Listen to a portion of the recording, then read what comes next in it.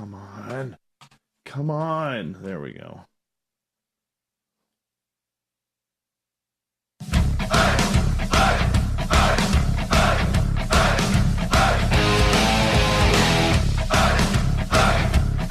All right.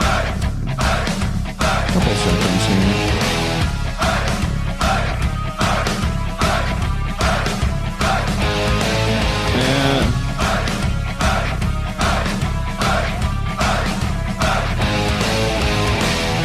It's Tuesday, November 6th, Wednesday, November 7th, if you're on the East Coast or across the pond.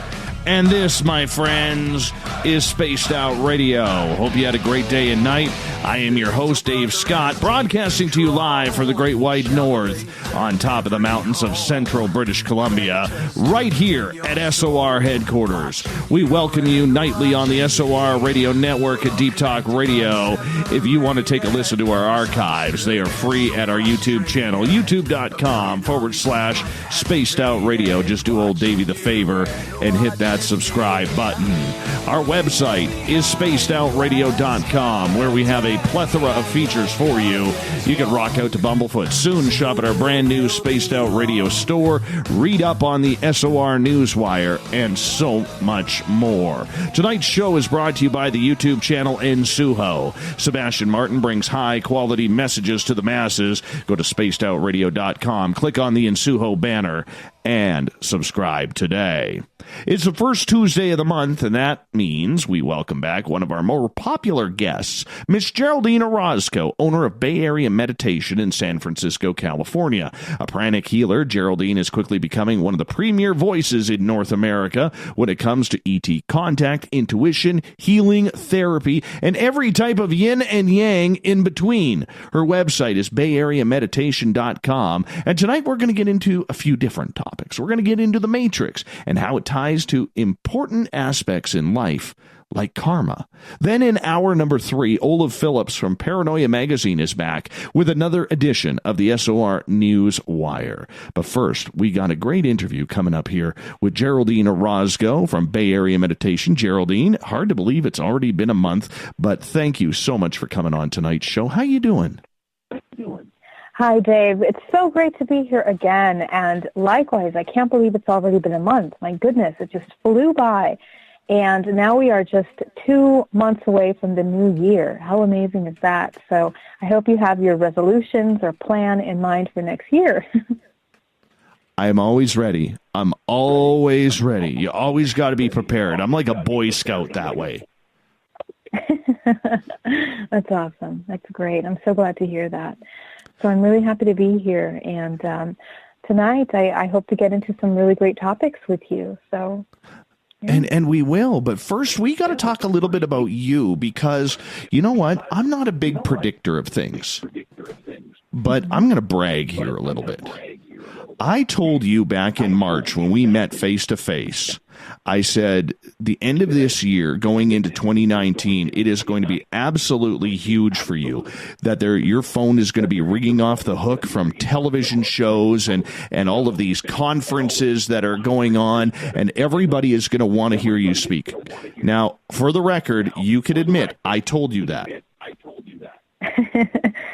You really did. You really did. And I'm so humbled by that comment. Thank you so much. It's such a pleasure and an honor to be representing any of this information on the level that I have. And, you know, I share it with a genuine effort and, you know, just consciously sharing my own personal experiences with hope that someone connects to it. And that's really all it is, Dave. And thank you so much. It's an honor to be in the field and to talk about these things. Well, I understand that, but every time I look at you on social media, or even when we chat behind the scenes, I literally see you doing all of these conferences, and now you have just picked up a documentary, Extraordinary, The Seeding. I mean, you're everywhere, Geraldine, everywhere. I don't know about everywhere, but yeah, it was an honor to be a part of that documentary. And, you know, Dave, when John Sumple, the director, approached me about this to talk about the concept of looking into the hybridization program from a perspective of research and inquiry, I mean, it was just something that was just unbelievable. I couldn't believe that someone was putting together a documentary on the topic. Because as you know, a lot of us experiencers, we experience things and we don't know what to do with that information. We don't know who to talk to, how to share it, because it becomes something that's shameful. It's a taboo. It's something that if you talk about it, you become ridiculed. And I dealt with that for many, many years, having to hide that information until I decided to come out 2 years ago. And ever since I did, it was the best thing I ever did, because when I talk to people that have experienced the same thing I have, I can feel in them the relief that it is to even just say the word, I have had contact on any level. And that is transformational, you know, as in everything, as in all trauma and karma and experiences. Talking about it and allowing that energy to flow is imperative for the human health. So if this documentary can help people talk about it and alleviate the pressure from the topic, I am all in. So, it was just, I couldn't say no to that. It was amazing. And I hope you all watch it. You're going to love it. Yeah. I'm getting a little bit of feedback still from your end here, Geraldine. I don't know what it is, but I'm not sure if it's your headphones or something, but if you could turn your sound down just a little bit, that would be wonderful, and we'll try that out. Okay, perfect. How about now? Yeah. Do I sound better to you? Well, you're sounding great. I'm just getting feedback on my voice. I think we cured it there. Oh, okay. Because I'm not hearing it now. Perfect. You know, I know exactly what you're saying, because when you get asked to do these projects like you did with Extraordinary the Seating, and I'm going to get into that because that's a big thing for you. I just did one for a television channel, and wow. it really sucks when you have to, you work in a business where you're very open with people and you try and tell them everything and keep your audience and your followers in the loop. And then you sign that piece of paper that says non-disclosure. You know what I'm saying? And you got to button it right. You got to button it right up. So here I am. I'm working on this project. I got an email today. They were like, "What do you want us to use in your interview?" And I'm like, "How about Dave Scott host Spaced Out Radio?" And that was kind of exciting for me. That was my big win for the day. But it's tough because I want to tell my audience so bad and I can't. My lips are buttoned. And you must have went through that exact same thing. I did. We were told that we're not allowed to talk about it. And I was like, okay, I'm going to wait and wait and wait. And I waited a little bit longer. I mean, they announced it a couple weeks ago, but we had to get the logistics in place. And there's still parts of it that are still going to be coming out. But now that they announced it, they got accepted at the Fort Lauderdale Film Festival, and they're having the premiere on the 17th of this month. So I'll be in Florida for that, and I'm really excited about that, and to see the film, to see the preview, and to see how it's all coming together. You know, I have to say the team that directed the film is just incredible. I'm telling you, such high vibrational people that are clear about the message and the purpose behind. Because my concern was, and I'm sure you share the same thing, is that when you come into these documentaries, sometimes there's a concern about how they're going to change the information or maybe edit what you say or manipulate the information in some way. And that was my concern in the beginning. But connecting with the director, he is a very evolved being. I have to tell you, I was very impressed with him. And it felt right. And I'm so excited about your project. I can't wait to hear about it. That's going to be wonderful. Yeah. I want to say something so bad. I believe I'm allowed to talk about this as of Friday. Okay, good. So we'll have to. Next show, you and I will have a chat then. Well, next show, actually, it will have aired. Oh, my gosh. You're kidding. Yeah. So quickly. No. Okay. Yeah, it's kind of insane. And, the reason why I bring it all up is because what the public doesn't know is you and I actually had this intimate conversation at Lorien Fenton's conference back in March, where, to a lot of people, I was still quite a relative unknown, same as you. even though that was your area. It was kind of like a coming out party for us. And just looking at, I look around for our audience and my team that I built around here, everything just seems to be coming as planned. And I look at you and everything that we've talked about is coming as planned as well. I mean, it just is real synchronicity, in my opinion. It is. It really is. And Dave, I think that when people get on their path, when people find what it is that they're supposed to do, the doors open. And it's like all the opportunities that need to come to support that message, that gift to humanity, that service to others, that's supported. And I think that that's what's happening. It's happening here for you, and it's happened here for me as well. I feel very blessed. So I am very happy to do so. And, it's not to say that it's all peaches and cream, because it's been very tough, Dave. And even I've told you my experiences coming out with this information. There's a lot of sacrifice that has to go into that, because, there's a whole aspect of life that is completely turned off, which is, going out, entertainment, having fun, doing all those things. Your priorities change in life when you focus on these kinds of things. It's not all fun and games as one may think, So I don't know if you experienced that, but for me, in my life, I've surrendered to so many things to get on this path, No, absolutely. Absolutely. You have to sacrifice, whether it's financially, whether it's emotionally, whether it's relationship-wise. And that all kind of ties into our topic tonight. But I do want to ask you, before we let you go, what is Extraordinary, the seeding, all about, and when can the public see it? Will it be on Netflix, much like the Stan Romanek story was for Extraordinary? I cannot confirm that at the moment, but maybe yes, and I cannot confirm that. However, it's the whole concept of Extraordinary is to talk about the hybridization program and how women and men around the world are experiencing what are the symptoms, what is the process of it, and I believe that it's going to be a 3-part series that goes deeper and deeper and deeper into the topic.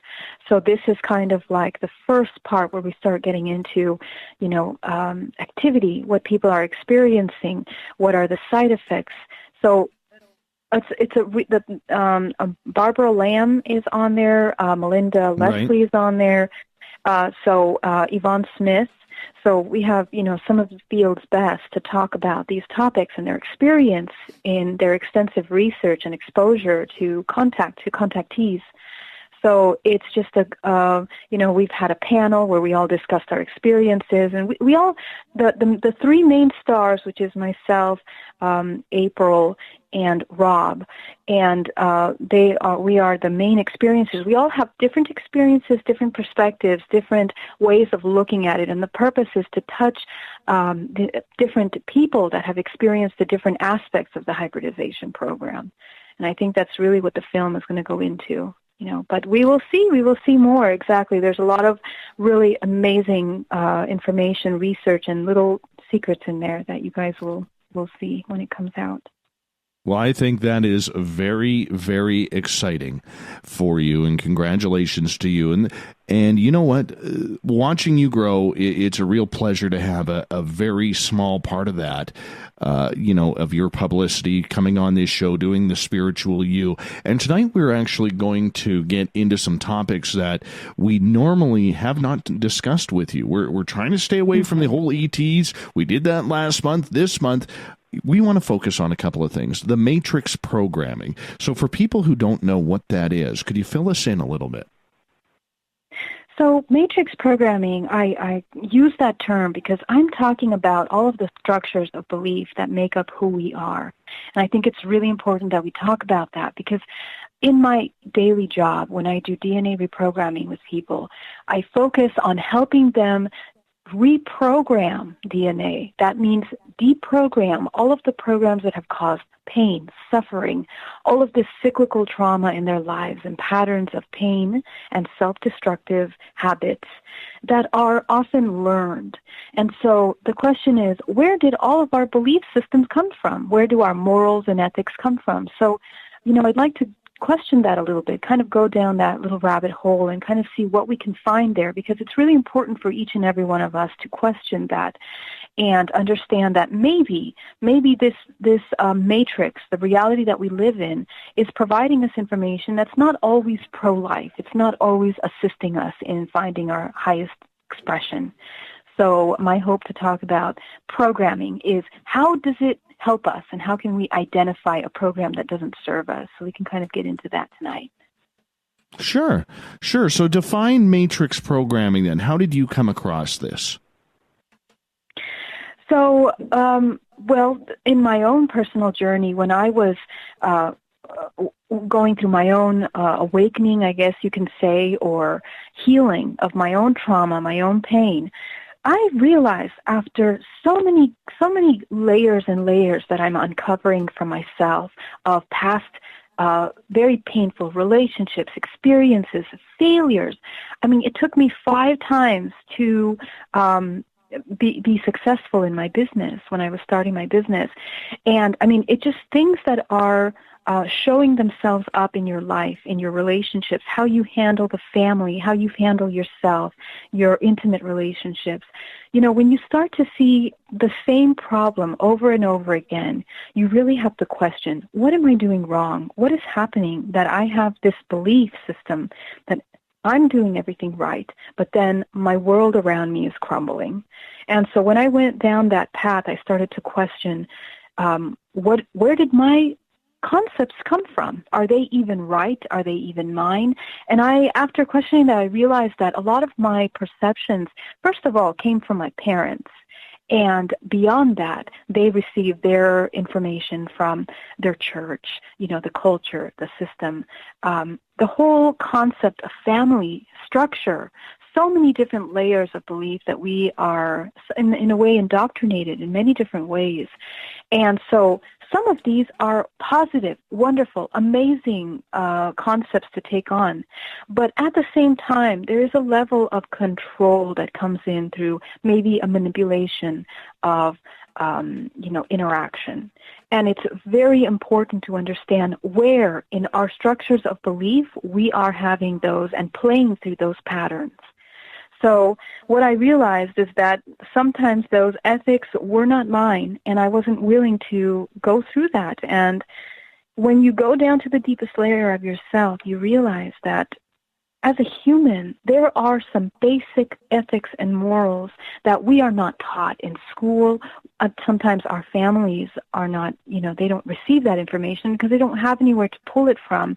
It's not in our religion. It's not in our cultures. It's not in anything other than the pure connection to the soul, where you start to see what is the healthy human, what is a real, balanced, integrated human like. And, we've encountered sometimes very few of those people. So we don't have the example to look at. And so programming and clearing up those programmings is very important to the human that wants to alleviate these karmic contracts, alleviate the ties to their family problems and ancestral lineage. And healing. I also want to talk tonight about, ancestral cleansing, which means that we are cleaning up network connections that are like it's ancestral grid work. And you can clean up ancestral grid work through a lot of this deprogramming from programmings that are toxic.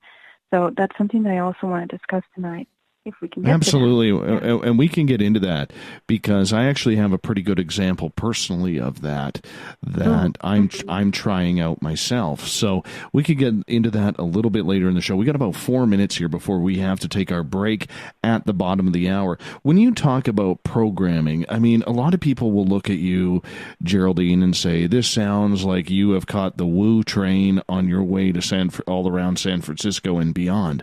How do you tell people that this is serious business, that this is something that is true, that is factual, and it does work to help people clean their mind, body, and spirit?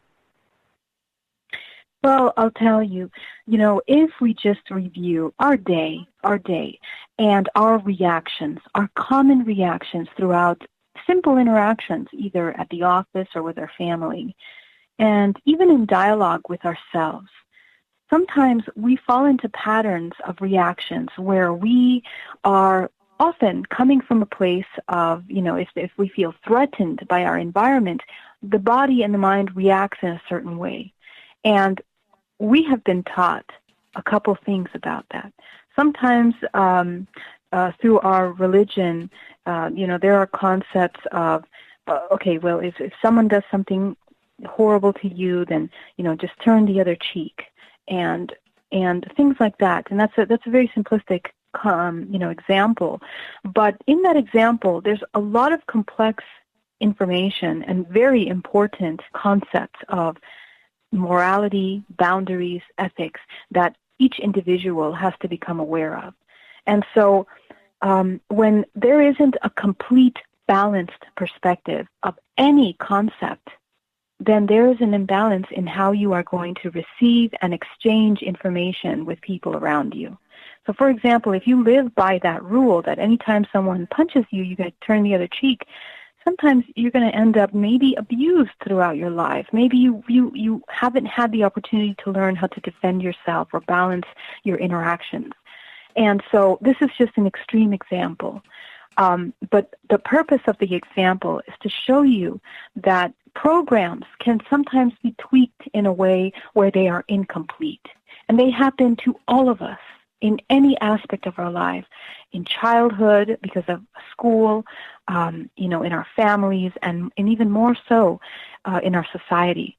And so it's important for us to catch those programs, because sometimes when we don't understand fully what it means to have a balanced perspective on things, we end up having an imbalance, and then we are incomplete with our expression. We are incomplete with our experiences. So, these kinds of programs that I'm talking about are very simple things. They are your innate emotions, how you interact with people around you, how you think of yourself, how you look at yourself, how you feel in your body, in your environment, in your society. And those are questions that we all need to have as a matter of health, really, and having a successful and complete life. The problem is that a lot of us think that we are still struggling constantly and that we always have to be in the grind and we are always suffering and barely surviving. And so that is yet another incomplete program. So all of these concepts, when the body is sick, when the body starts to get ill, tired, exhausted, and drained, that is a great marker for you to say, okay, what's happening in my life? What do I need to question? What do I need to look at a little closer? And so this is what this matrix programming, the concept, is offering you to do.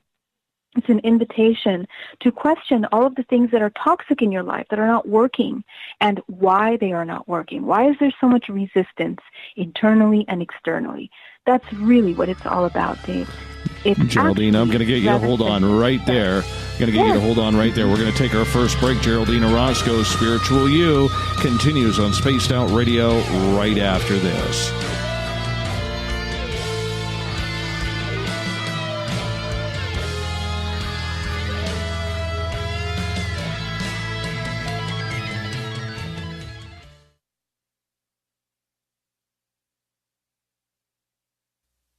You're listening to Spaced Out Radio Live with Dave Scott on the Deep Talk Radio Network.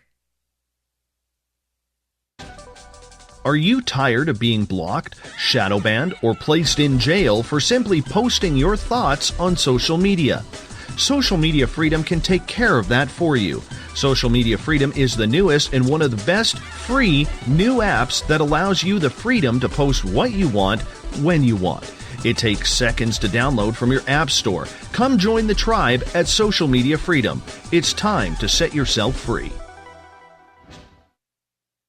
So, you love talk radio? Then you'll love TalkStreamLive.com. TalkStream Live is always on, 24/7, with the best streaming talk shows. Find your favorite talkers and discover some new ones. It's free, readily available online or on mobile with any smartphone or tablet. Finding your favorite talk shows all in one place has gotten a whole lot easier. Just go to TalkStreamLive.com. Be sure to download the free apps from Google Play or the iTunes App Store. Visit purpleplates.com today. For over 40 years, the Purple Energy Plates have been delivering amazing results for their many customers. Inspired by the great genius Nikola Tesla, the harmony, healing, and energetic effects of the plates have proven over and over to be beneficial and often miraculous to thousands of customers. Check their site for daily specials and choose from their many energy products. You won't be sorry. Visit them today at purpleplates.com. Did you know Spaced Out Radio runs 7 days a week? Hi there, this is Tessa Nicole Thomas, and I'm here to take you on a paranormal journey each Saturday and Sunday night. Why change the station when you have it all right here?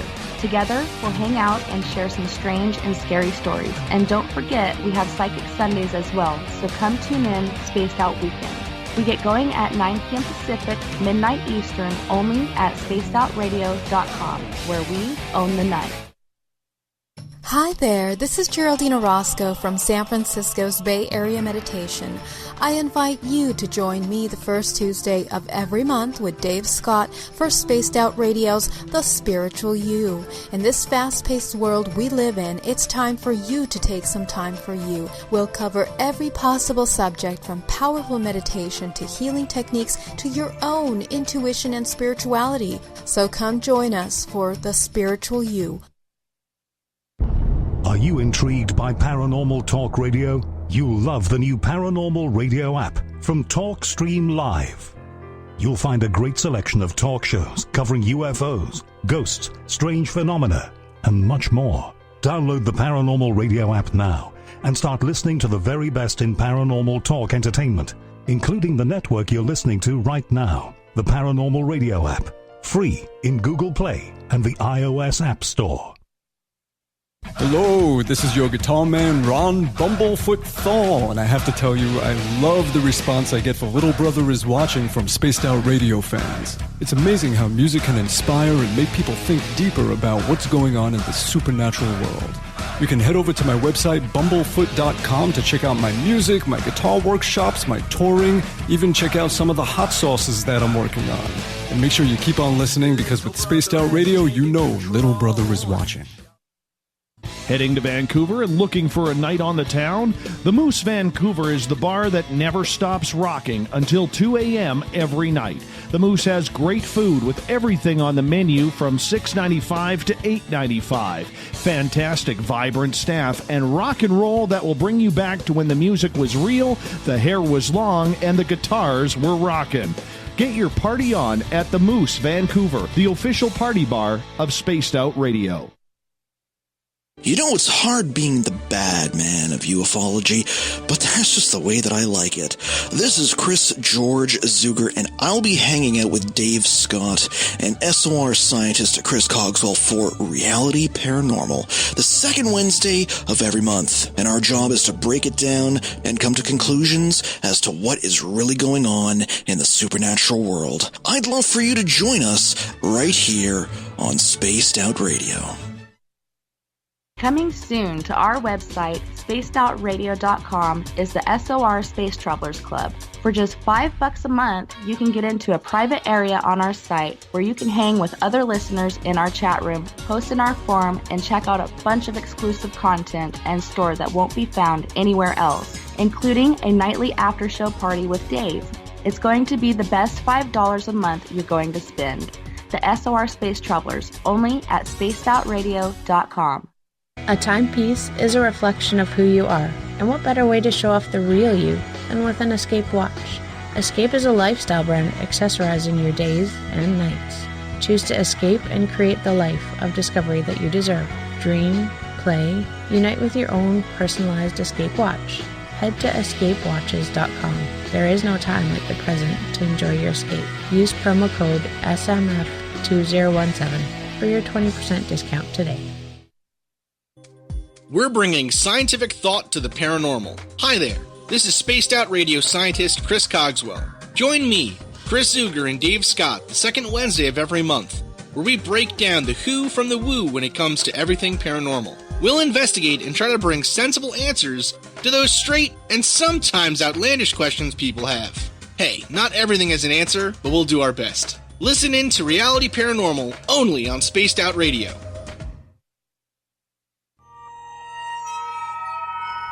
You hear footsteps in the empty room above you. A rocking chair begins rocking by itself. Don't be afraid of the things that go bump in the night. Reach for Spirit Storybox, the iPhone app the Huffington Post UK called the only ghost hunting app you will ever need. Spirit Storybox. The spirits are telling their stories. Are you listening? Looking for a place to advertise at a very reasonable cost? Look no further than Spaced Out Radio. SpacedOutRadio.com has an advertising tab that you can click to check out our daily, weekly, and monthly packages to play on the radio, or our website including social media. From commercial spots to banners, we have it all. Check out our competitive pricing today.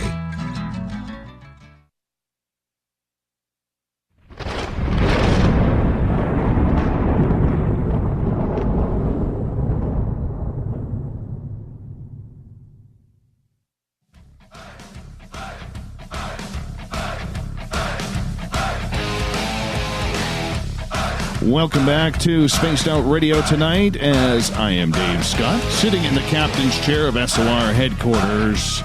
And we got Geraldine Orozco from Bay Area Meditation on for The Spiritual You. It happens the first Tuesday of every month. Geraldine, welcome back to the show. Hey, welcome. Thank you. Anytime. Geraldine, right before the break, we were talking about matrix programming and how it works. One of the aspects on that is the emotions people feel, how it affects, as you stated, their everyday lives, from the way they treat their relationships with family, friends, loved ones, to the way they go about their day at work. I mean, this is something that really is almost like a glue that holds everything together. Yeah, that's true. It really is. I mean, we lived in a very fractalized reality, okay? Everything is kind of compartmentalized in different sections. One is a family structure. The next is society structure. Even our sex and how our roles, our gender roles are played, are laid out for us. And, of course, there's a biological reason for that, but there's also a systematic reason for that. And so all of these structures of belief that extend even further into our society, our cultures, our race, our color, our identity as a human race, it really puts an identity in how we look at ourselves and the world around us.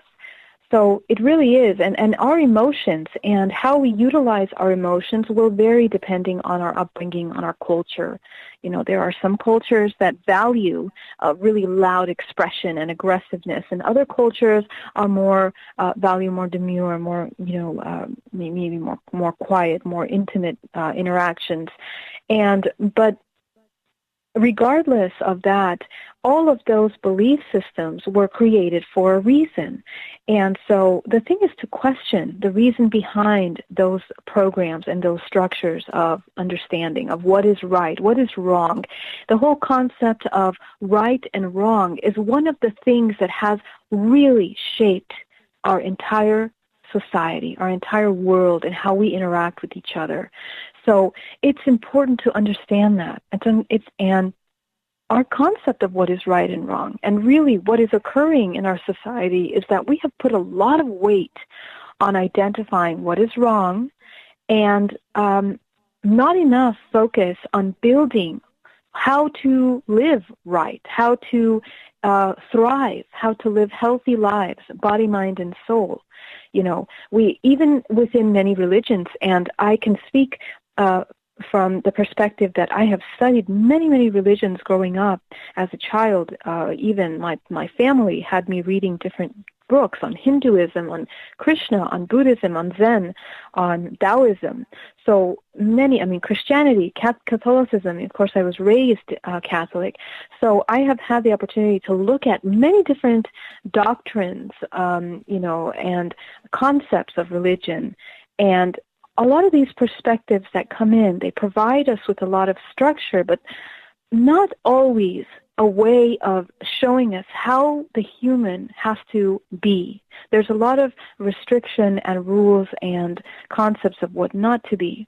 And from I mean, if you go back to the very beginning of time, when religion was first coming into our society also, there was an aspect of sin, of impurity that entered at a certain point that really shifted the consciousness of mankind. And when that happened, there was a separation of perception. There was a certain sense of duality within the concept of mankind.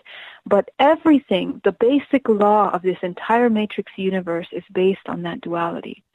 So what we have to understand that in order to achieve health, a balance, there has to be an integration of those two dualities. And in our emotional realm, that integration is exactly the same. We have to find a balance within all emotions, and the perception of having how to utilize those emotions in any circumstance is very important. So, this is something that affects our lives, every day, every moment of our day, every emotion that you think, every thought that comes to mind, every emotion that you feel is really something that is an invitation of inquiry, I believe, where you can start to ask, where does that come from? I mean, is it even mine? Am I taking it from someone that's in my environment? And even at birth, we tend to take on the emotions of being in the mother's womb. Okay, so we need to learn how to identify which one of these belief systems and emotions truly are that of us. Okay, and when you do that work, when you've really gone down that, you're going to realize that none of the beliefs are really yours. You're going to find that out. That, all of the belief systems that you have acquired in your lifetime are a result of your surroundings. And some may say that that's a natural. Of course, that's natural because we are like sponges absorbing everything from around us. Like any organism is receiving information from around itself. But the question is, how are these belief systems serving you? And when life becomes difficult, when an organism starts to get sick, and there is a disbelief in the consciousness of that organism, then we need to start changing the patterns of belief. And to change a belief, it takes a lot of focus. It takes a lot of work. They said it takes 30 days to completely change a habit.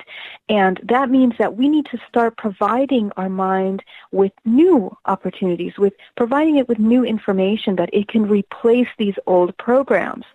Now, when we talk about programming and reprogramming, we're talking about understanding the real human balance, not from any of those programs that you have received from childhood or the system, but as a human, what is the natural balance of an organism?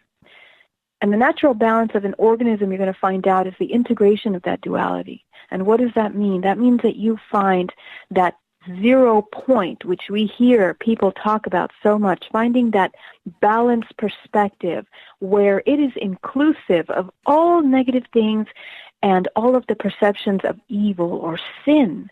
We are conscious of those things. We are aware of the role that they play within us. And we are aware of all of the wonderful things that we are from a healthy perspective, that we are aware of how, those roles are being played within us. And when we have that perspective, there is a certain neutrality that the human takes on. And that neutrality is a perspective that is all-inclusive. It doesn't come from ego. It doesn't come from pain. It doesn't come from the imbalance of any of those dualities. It comes from a complete overview.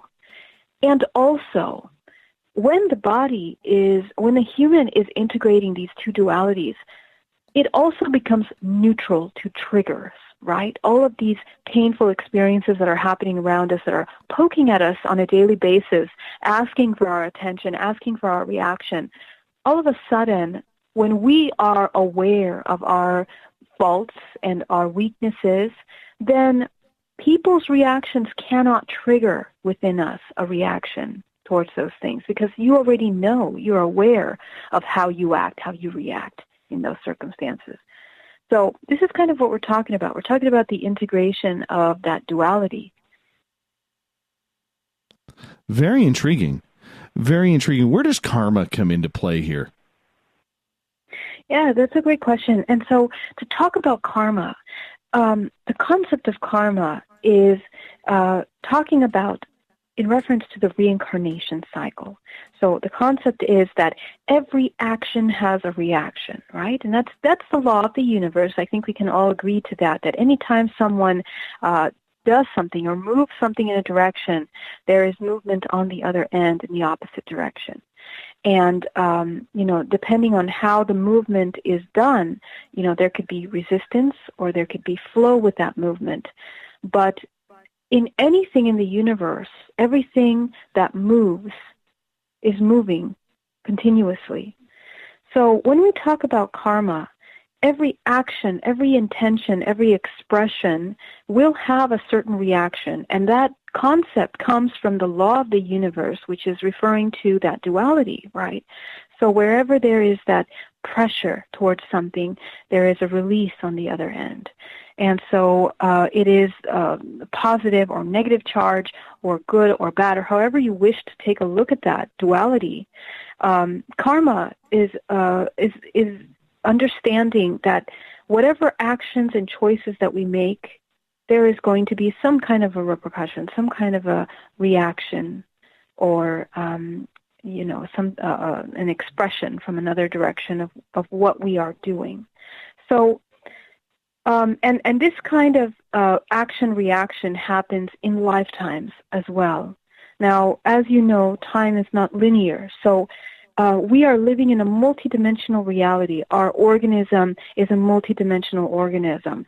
And from that perspective, we have access to many different dimensions of reality, of frequency, which holds pertinent information. Now, when we are interacting in our everyday life, making choices, our expression from the human body translates into a certain frequency as well. And everything is energy in this reality. So that frequency is communicating with its resistance on the other side. Okay, whatever frequency it puts out, it attracts. And in that same way, all of our actions are kind of communicating with our environment. So to simplify things, a human that makes a decision, whether it's good or bad, let's say he does something bad, then that energy that is put out obviously is going to cause a reaction for that. So karma, in a sense, is the action of information exchange. Okay? It's the action of information exchange. The thing is, what kind of information are you putting out is going to dictate the information that you receive. And that happens because of the law of resonance. In resonance with the frequency that you are putting out, you are receiving. Now, to take it another level, the concept of the matrix universe refers to the idea that as a soul, as a human soul, you are reincarnating in this life cycle. And all of these contracts that you have made, or you have, they say, agreed to take on, all of this pain, this suffering, all of these things you're experiencing, are lessons and maybe results of actions that you've taken in other lifetimes. Now, because we understand that time is not linear, I tend to believe that we are living in this multidimensional reality where all of our possibilities are occurring simultaneously in the now. So our past lives and our future possibilities are all available to us now, which means that if that's true, we have access to that information at any given time. And karma means that you can shift and change those experiences at any given time.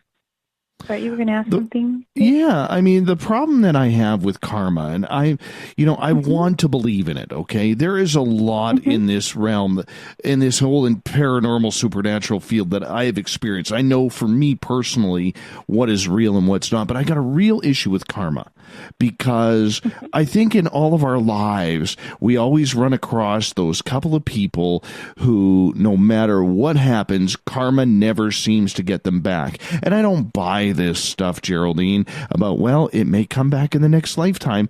To me, that's BS. And to a lot of people, it's BS because there are people doing really bad, heinous things out there. And I'm not talking murder or anything like that. I'm talking, that's way, way beyond. I'm saying, talking behind people's back, setting people up for failure, sabotage, relationships or working agreements or whatever it may be. And those people continue to have success. And we always say, oh, karma will get them. We always fall on that excuse. Karma will get them one day. And yet it never seems to come for certain people. Why is that? Well, the thing is that statement, that idea, it may feel real, but the reality is that, you see, you got to understand this matrix universe that we live on. There are many layers to it, and we live in a reality where we have duality. So in this reality, there's always going to be good and there's always going to be bad. And because of those experiences, because of that information that is there, the human has the opportunity, because of its range of frequency. We have low frequency. The human is able to express and vibrate at a very low frequency, which can be anything. Any heinous act will come from that intention, to the highest realm. Okay, and in that spectrum that the human has the ability to access, there's always an opportunity and possibility to choose either one. The thing that's happening now is that our concept and our perception is focused on what is good, what is bad. And because there is a law of what you give out, you receive, as I'm mentioning to you, we live in a multidimensional reality, and we have multiple possibilities available to us. You also have to understand that because we live in a multidimensional reality, the body and all of us humans are a result of our environment.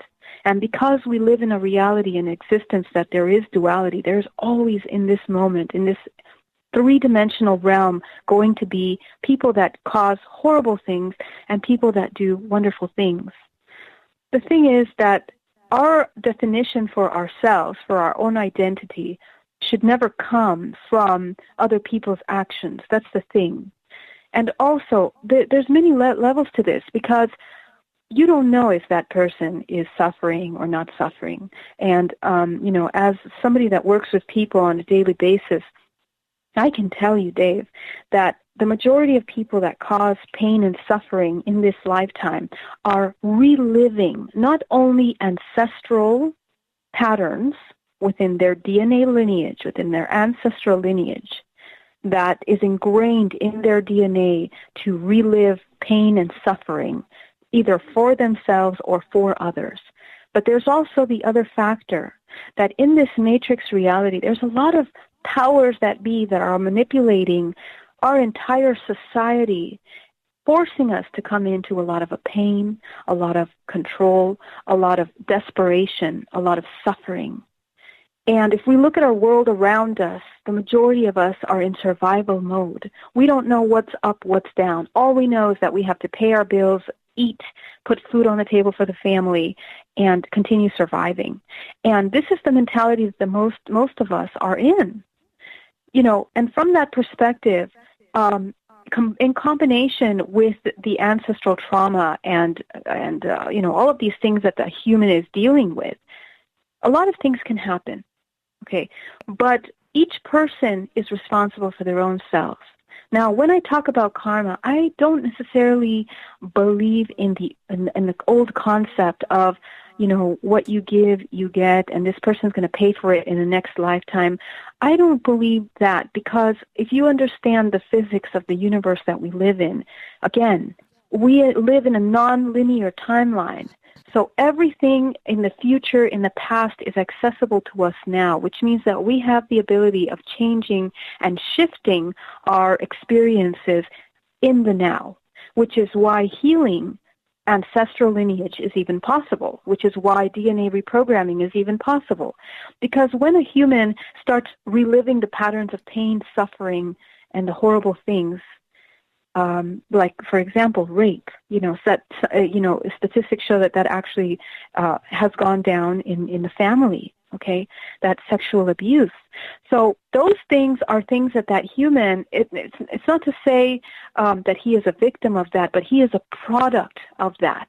Okay? And so that needs to be cleaned at the very core. That healing has to be done at the core. So, there's a lot of levels to this understanding, but as you can see, it's so important to understand this because then your mind kind of expands, and now you're not thinking maybe, like, oh, if I punch this person, they're going to punch me back, or they're going to pay for it in the next lifetime. We have to think bigger, because when we talk about healing ourselves and we look at all of the horrible things that we are too, because we embody a lot of pain and suffering that we're holding on to, then we can start maybe having a little compassion of the pain and suffering that other people are going through. And really, Dave, alcoholism, even murder, all of these horrible things in our society are illnesses. They are illnesses of the mind, illnesses of the soul, people that have been suffering through their ancestral, lineage, but also within themselves, they are isolated, they are abandoned, they don't even have an understanding of what love is. So those illnesses have to be healed from the human, okay? And so it's just like how we look at drug use.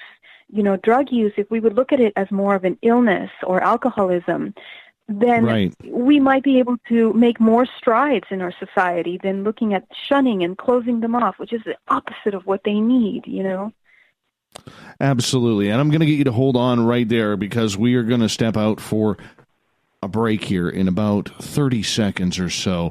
And I do want to ask you a couple more questions about karma before we move on topics in the next half hour, because I think it's an important topic. I think there are way too many people out there, Geraldine, who rely on it, who live by it and put a lot of energy into the whole karma aspect, only to be having that disappointment continuing. And I think that's a little dangerous for people. I really do. And I want to get your thoughts on that as well, because karma is a very, very important topic. And it's funny, we've never really talked karma on this show before. We've mentioned it, we've thrown it around, but we've never really talked about it. So to be able to go in depth with you is pretty cool. Pretty cool to say the least. Yeah. Geraldine's website is...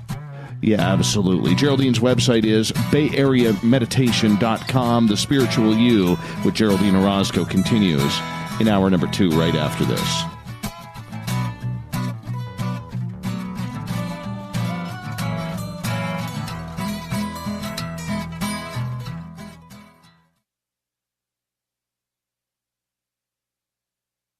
Heading to Vancouver and looking for a night on the town? The Moose Vancouver is the bar that never stops rocking until 2 a.m. every night. The Moose has great food with everything on the menu from $6.95 to $8.95. Fantastic, vibrant staff and rock and roll that will bring you back to when the music was real, the hair was long, and the guitars were rocking. Get your party on at the Moose Vancouver, the official party bar of Spaced Out Radio.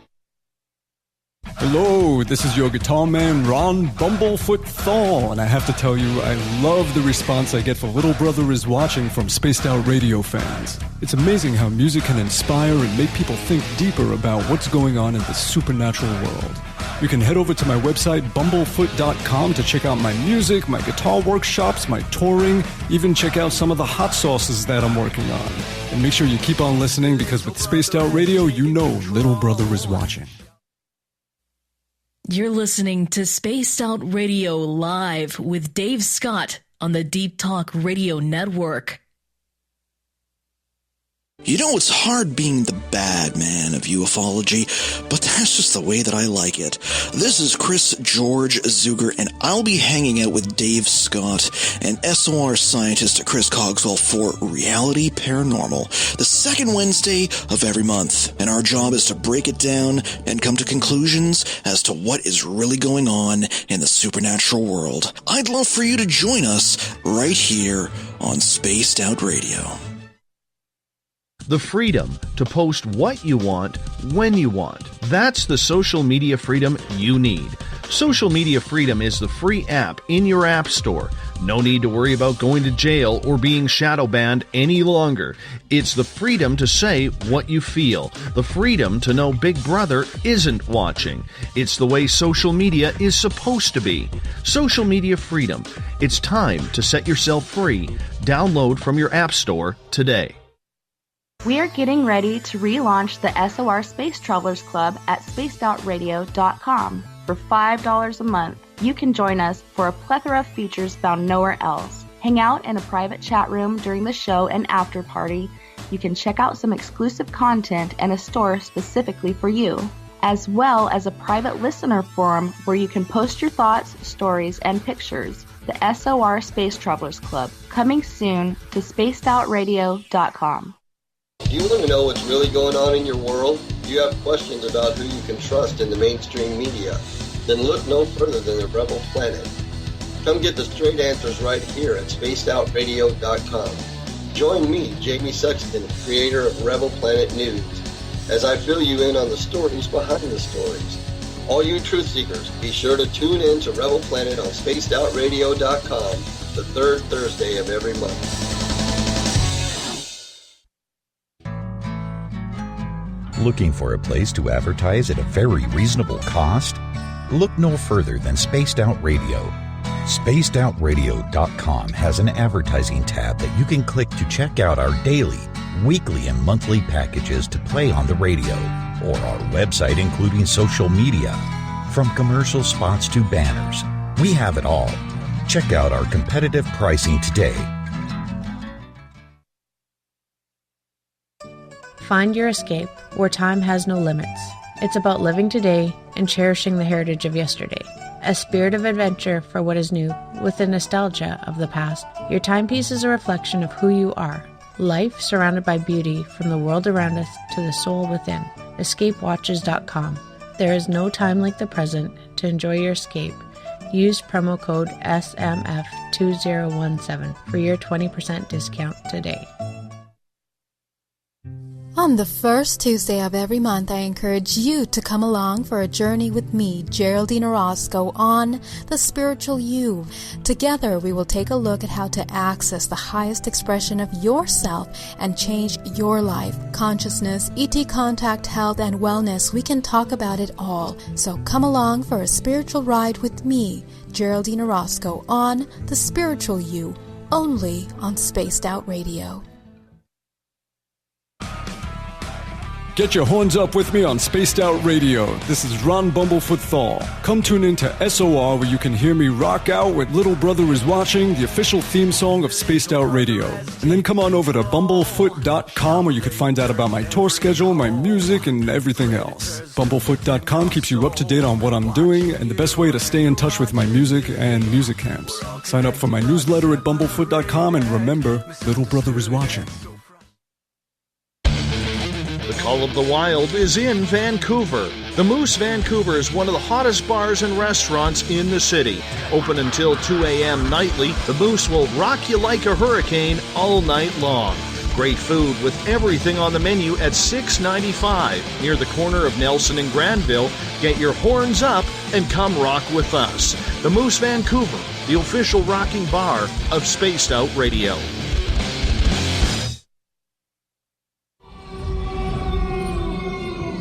Hey, this is Canadian Paranormal Investigator Mike Moore. The third Wednesday of every month, I'll be teaming up with Dave Scott to bring you Ghosts of the Great White North. Each month, we will bring on guests from across Canada to discuss their ghostly encounters. Canada is a paranormal hotbed with stories you've never heard, so we're going to bring them to you. So get comfy on your Chesterfield, grab a donut, and join us, eh? Visit purpleplates.com today. For over 40 years, the Purple Energy Plates have been delivering amazing results for their many customers. Inspired by the great genius Nikola Tesla, the harmony, healing, and energetic effects of the plates have proven over and over to be beneficial and often miraculous to thousands of customers. Check their site for daily specials and choose from their many energy products. You won't be sorry. Visit them today at purpleplates.com.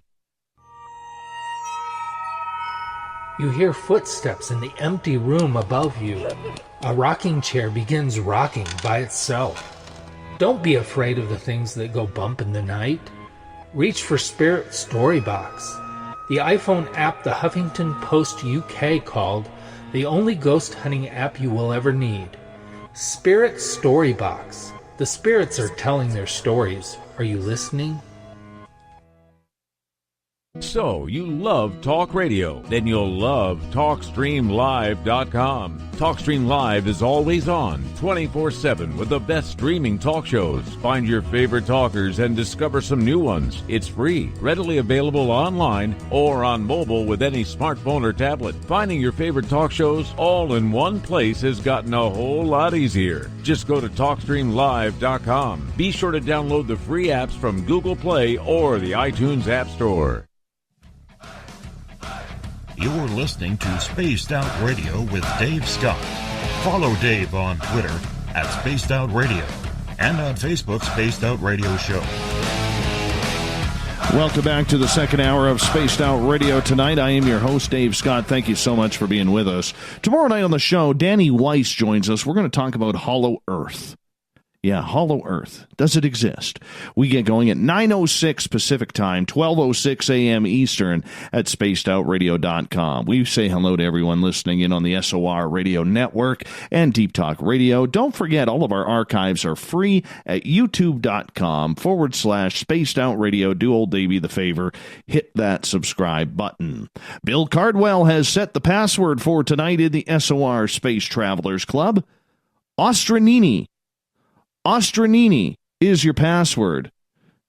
I don't even know if I got that right, but Bill sets a password each and every night right here on the mighty SOR. Our website is spacedoutradio.com, where we have a plethora of features for you. You can rock out to Bumblefoot soon. You can shop at our brand new Spaced Out Radio store, read up on the Encounter Online, and so much more. Actually, it's not the Encounter Online anymore. It's the SOR Newswire. Captain Shirk does a great job with that. The first Tuesday of every month, we have Geraldine Orozco in here for The Spiritual You. It's where we get into everything Zen, Chi, mixed in with a little bit of ET contact. It's a good time. We are talking karma tonight. Geraldine Orozco's website is bayareameditation.com. That's bayareameditation.com. Welcome back, Geraldine. Glad to have you with us. Hey, Dave. Right before the break, we were talking about karma, and it's a topic that we really haven't taken on this show yet. But, you know, for a lot of people, they live by it, they live by it joyfully. They rub their hands together. They try and say, karma's going to get this person, or karma will strike back. Karma always strikes back. And they live that life to the point where if it doesn't go through, where that person doesn't get theirs, this can lead to a real bitter and angry life, Geraldine. Yes, I agree. And I got to tell you, that person, whoever that is, I would probably suggest staying away from them. But on that token, this is a wonderful example of programming. And so right there, you just gave us a great example of programming, which is the concept of thinking that karma is going to take care and clean up of anything that is ahead of us. And that is really a deep misunderstanding of what karma really is. Because, and this is part of the confusion, the illusion that we are living, thinking that there is something above us that is going to control how we are taken care of, how, who is going to make justice for us and make things right in our life. And really what you're going to find at the end of all your years of wisdom and learning and experiencing all of these things is that you are the only one that's in charge of changing your life, of having a true effect on yourself and your experiences.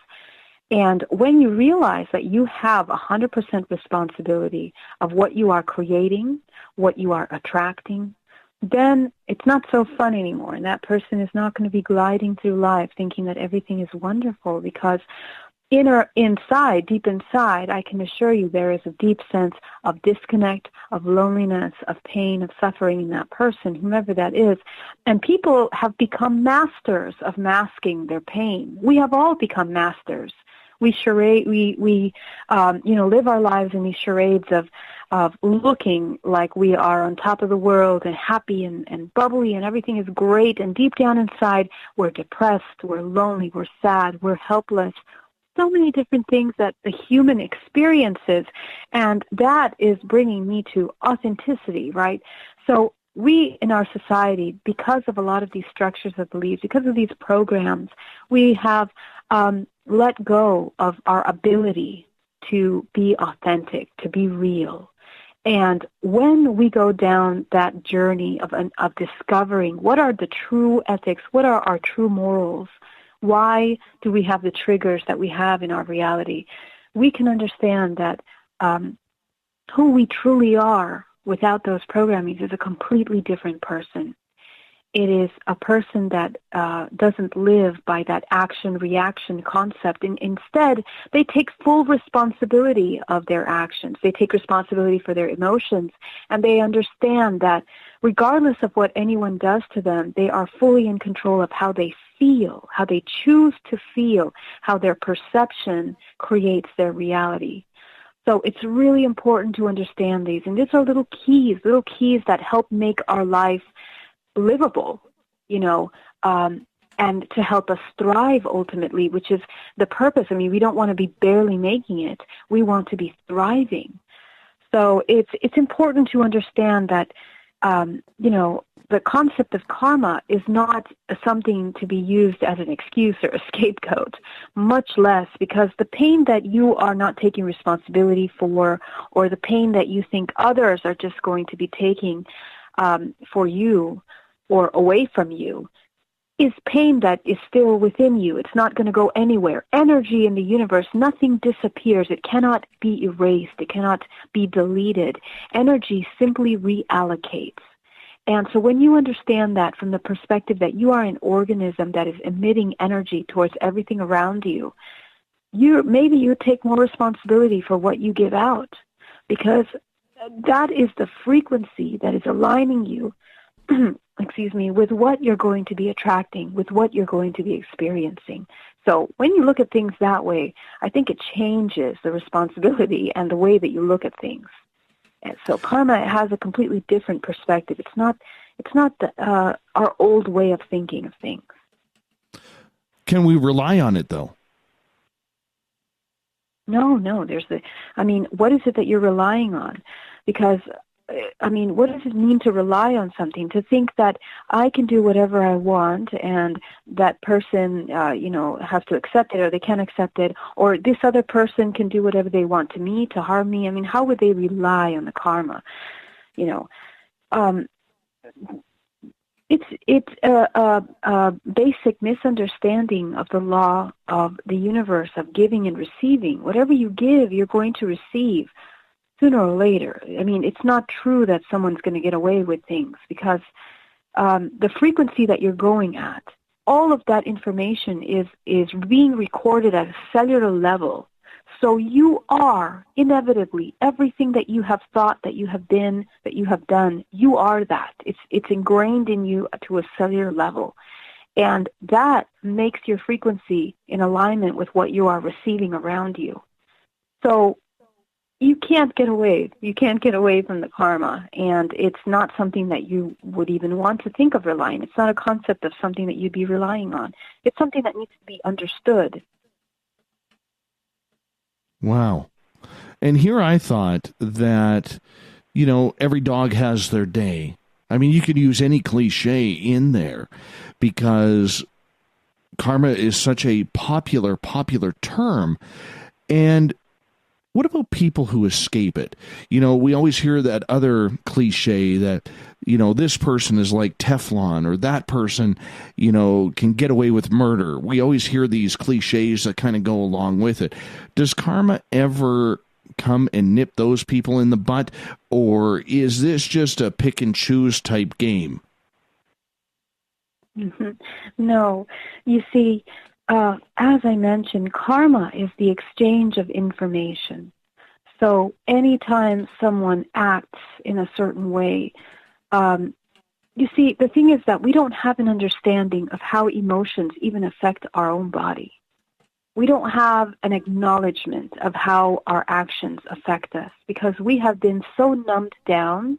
We have been taught to not value emotions or the divine feminine, which is a more connection with the body, with the emotional self. And in men and women, okay, that communication with the self and how they are interacting in their lives, a lot of us have been taught that that's not okay, that we have to again, be strong or pretend that everything is fine.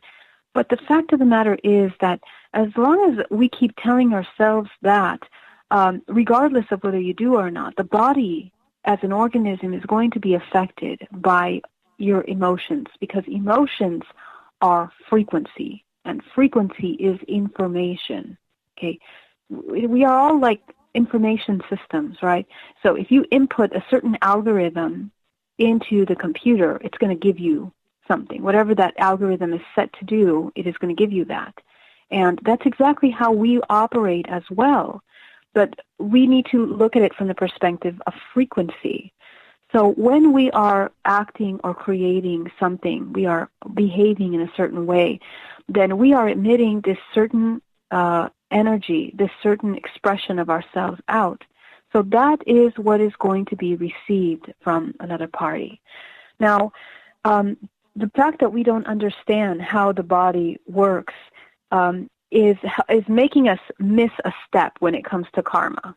And that is that anything that we give out, we are also internalizing. We are giving to ourselves. This is why the concept of self-love is something that is so difficult for us as humans to understand. Because a human that comes into self-love, a person that honors and respects themselves, they would never do anything to harm themselves. A person that doesn't respect themselves, a person that, is always doing some terrible things to each other, that's a person that has lost the value in themselves on such a level that they disregard all actions, okay? And again, that is a product of what they are holding in their DNA, those cyclical patterns that are going through their family lineage. And maybe this person hasn't had an opportunity to look at any other way of looking at things. Whatever the reason may be that this person has this within them, they are a product of their environment. We all are. So because of that, the pain, if the person is causing pain, it's not that they're going to get away from it. They live that pain.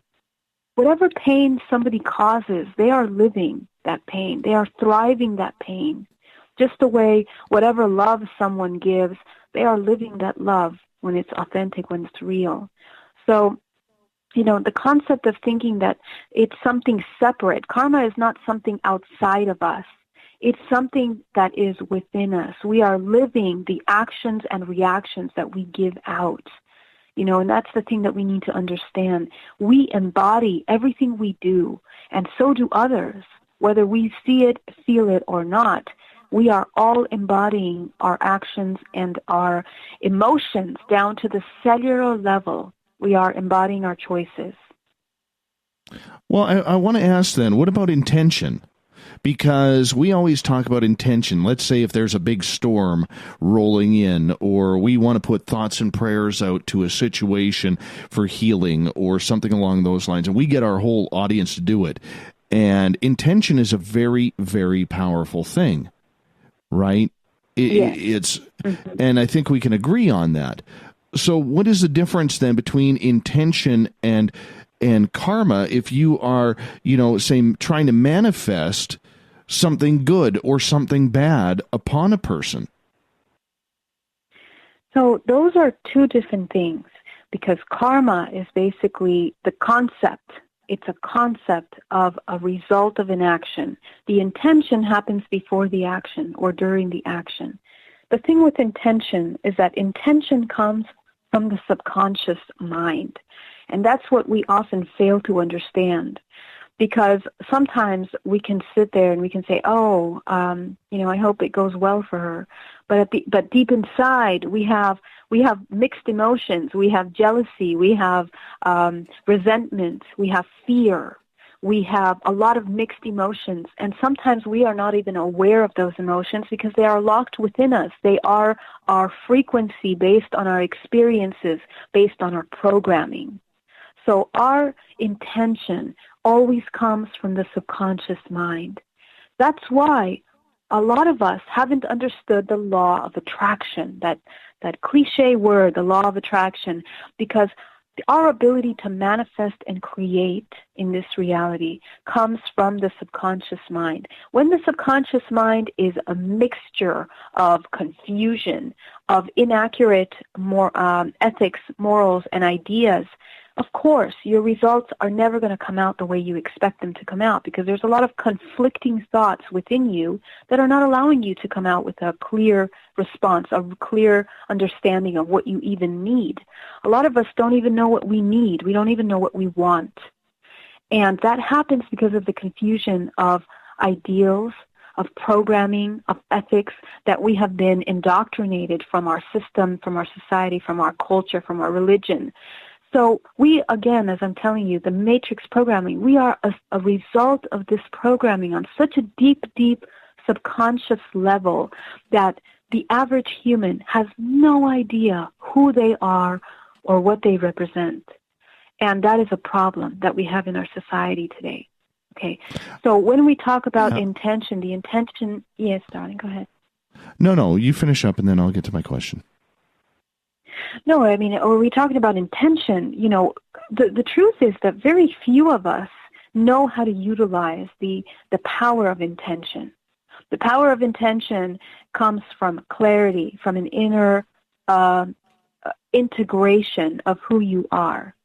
And so that integration has to occur, because then the results are going to be mixed, just like your intention, just like your subconscious mind. Go ahead. Well, I guess where I was going with the entire intention thing is we have a lot of people trying to push karma, okay? Like we try and force karma to make an action or a reaction to somebody. So let's say we have an upset ex-wife because the former husband cheated on her. All right. Now we look at the situation where, the ex-wife is like, I'm going to get him, and starts putting that out, that intention that she is going to try and push the fate with karma to get even with him for hurting her by the adultery. And I'm using that as an example. We see a lot of that. And that's where I was thinking, isn't that where karma and intention kind of coincide? Well, there's a couple of things that are mixed here, and there's also layers to this, because you see, in the example that you gave of this, let's say the ex-wife that is very resentful for whatever actions the husband took, both of the parties here, both of their intentions were not in alignment with each other. Okay, so there's many exchanges that have occurred amounting up to this moment where this, anger and this vindictiveness, this woman is a result of all of these feelings and emotions. But the thing is this, because there's so much conflicting pain and suffering, the person can cause all kinds of damage to the other person. They can. But when we talk about karma, we're talking about, you keep thinking that it's from this linear perspective that you do something and it's going to come back. That, I think maybe what you're talking about is like maybe cursing someone because they did something terrible to you, and those intentions can go out. But the thing is that when we are creating and manifesting in this 3D reality, a lot of these low frequency emotions and intentions that come from the subconscious mind based on pain and suffering, they are very slow frequencies, okay, very slow, very heavy. And so if we, in our reality that we live in, there is this moment that is a space in time before things come into fruition, before things come into creation. So anyone that is intending harm on someone else, first of all, that person isn't intending that harm on themselves first, because they are receiving what they are giving immediately. It is immediate. It's an immediate exchange of this harm. And really, the law of the universe, when you provide this negative, low energy out to something, you are the one holding on to that frequency, to that energy, before it even reaches the other party.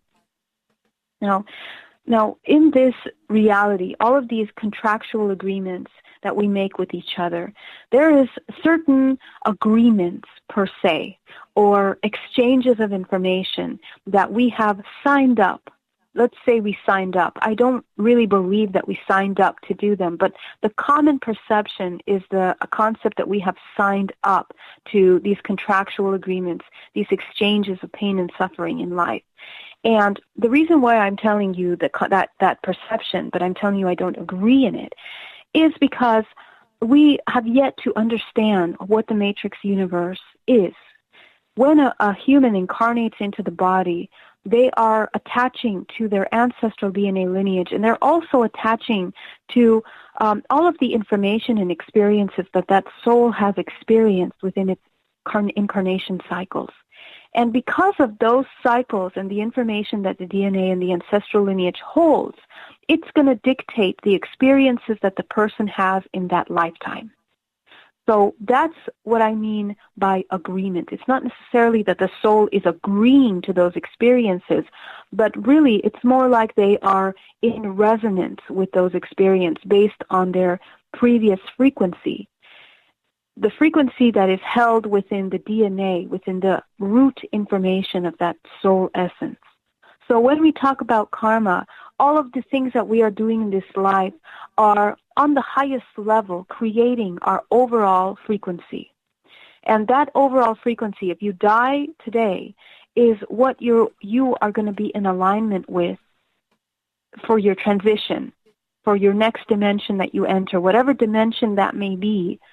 Your aspect of yourself will be in alignment and magnetically attracting that frequency. So this is why deprogramming of those programmings is so important. Now, when we are dealing with these experiences, like let's say this divorce that you gave an example of, these are, the person, the husband and the wife were in alignment with each other before they even met. And when they met, they are uniting not only their DNA lineage, but energetically they are magnetically attracted to each other, okay, by frequency. So everything that is occurring in that relationship is going to be a result of that frequency. Whether it was an unconscious husband, unconscious wife, whatever it is, you guys are playing out the roles of your frequency if you are not conscious about whether you want to deprogram those programs. So all our lives ends up being action and reaction. And this is what that means. This is what karma means. We are living out our frequency. We are living out the product of our environment that we are. Okay, that's what karma really means. Yeah. Makes sense. We have about 30 seconds here before we have to go to break here with you, Geraldine. That half hour just flew by talking about karma.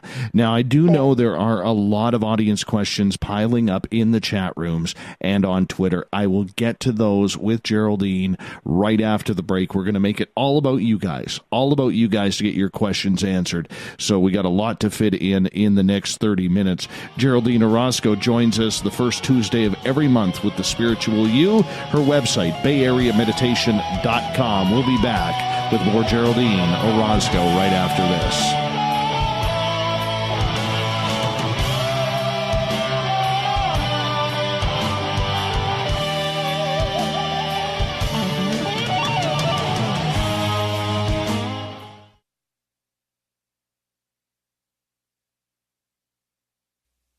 You're listening to Spaced Out Radio Live with Dave Scott on the Deep Talk Radio Network.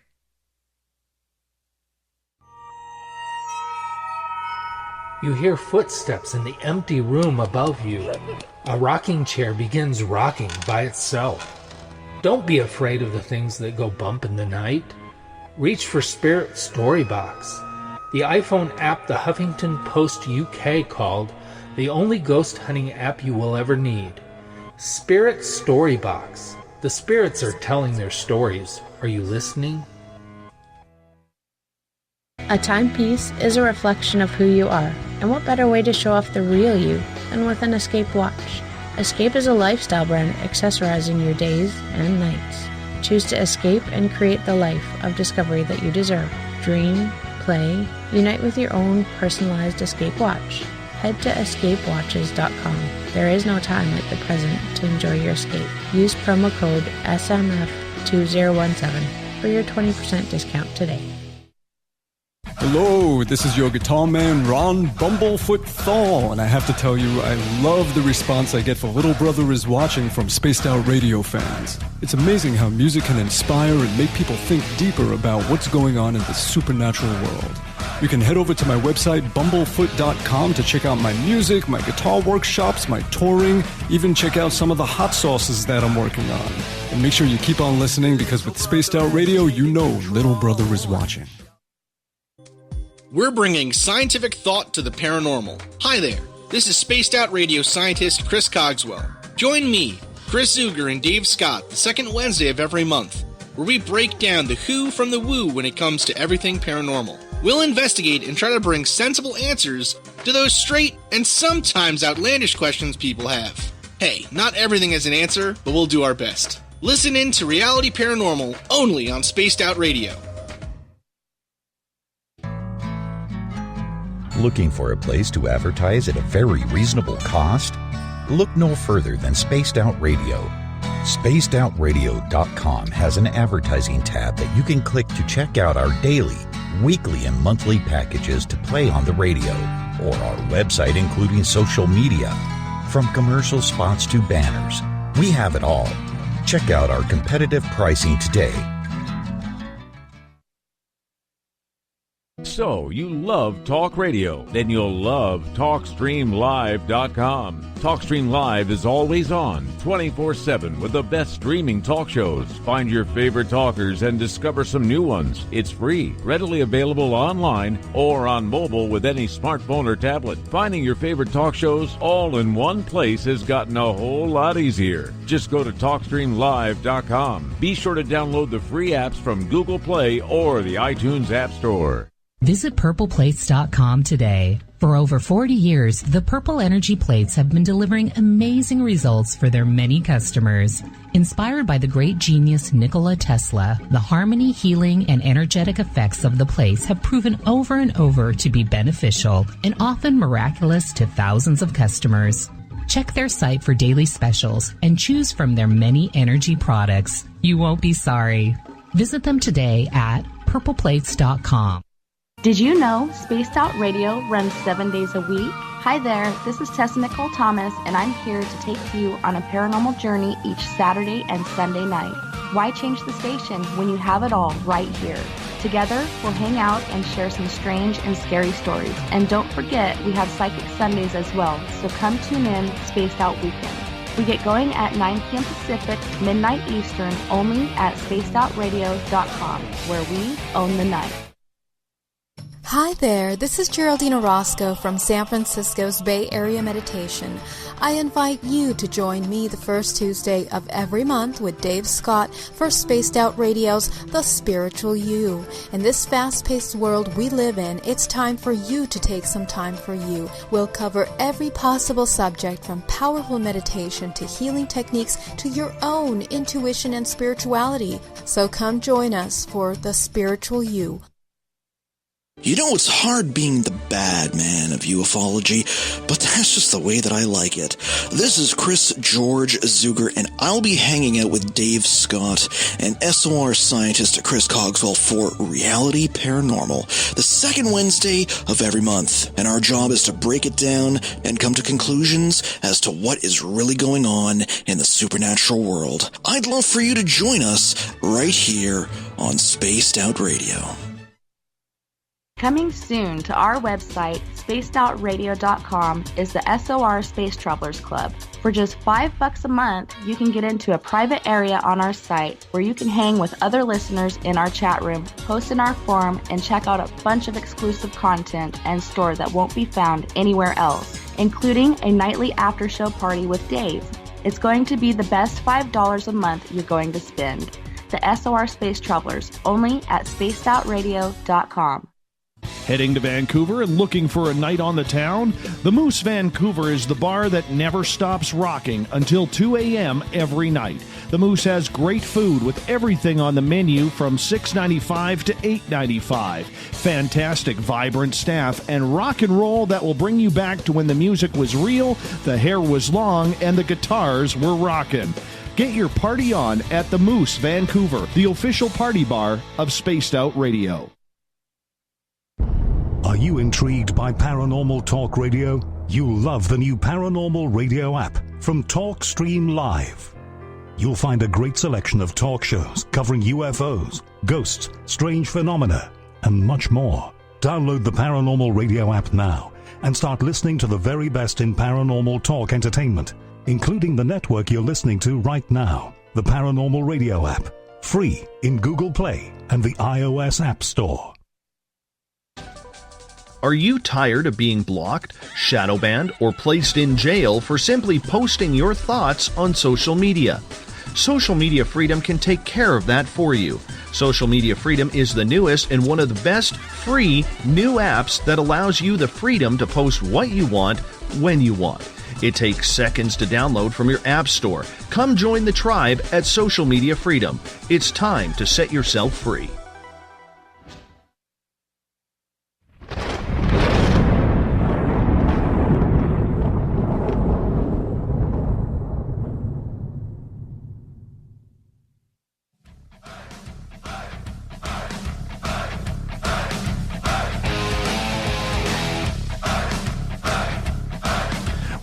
Welcome back to Spaced Out Radio tonight. We got another 30 minutes with our guest, Geraldine Orozco. The Spiritual You happens the first Tuesday of every month. Geraldine's website is bayareameditation.com. Geraldine, welcome back.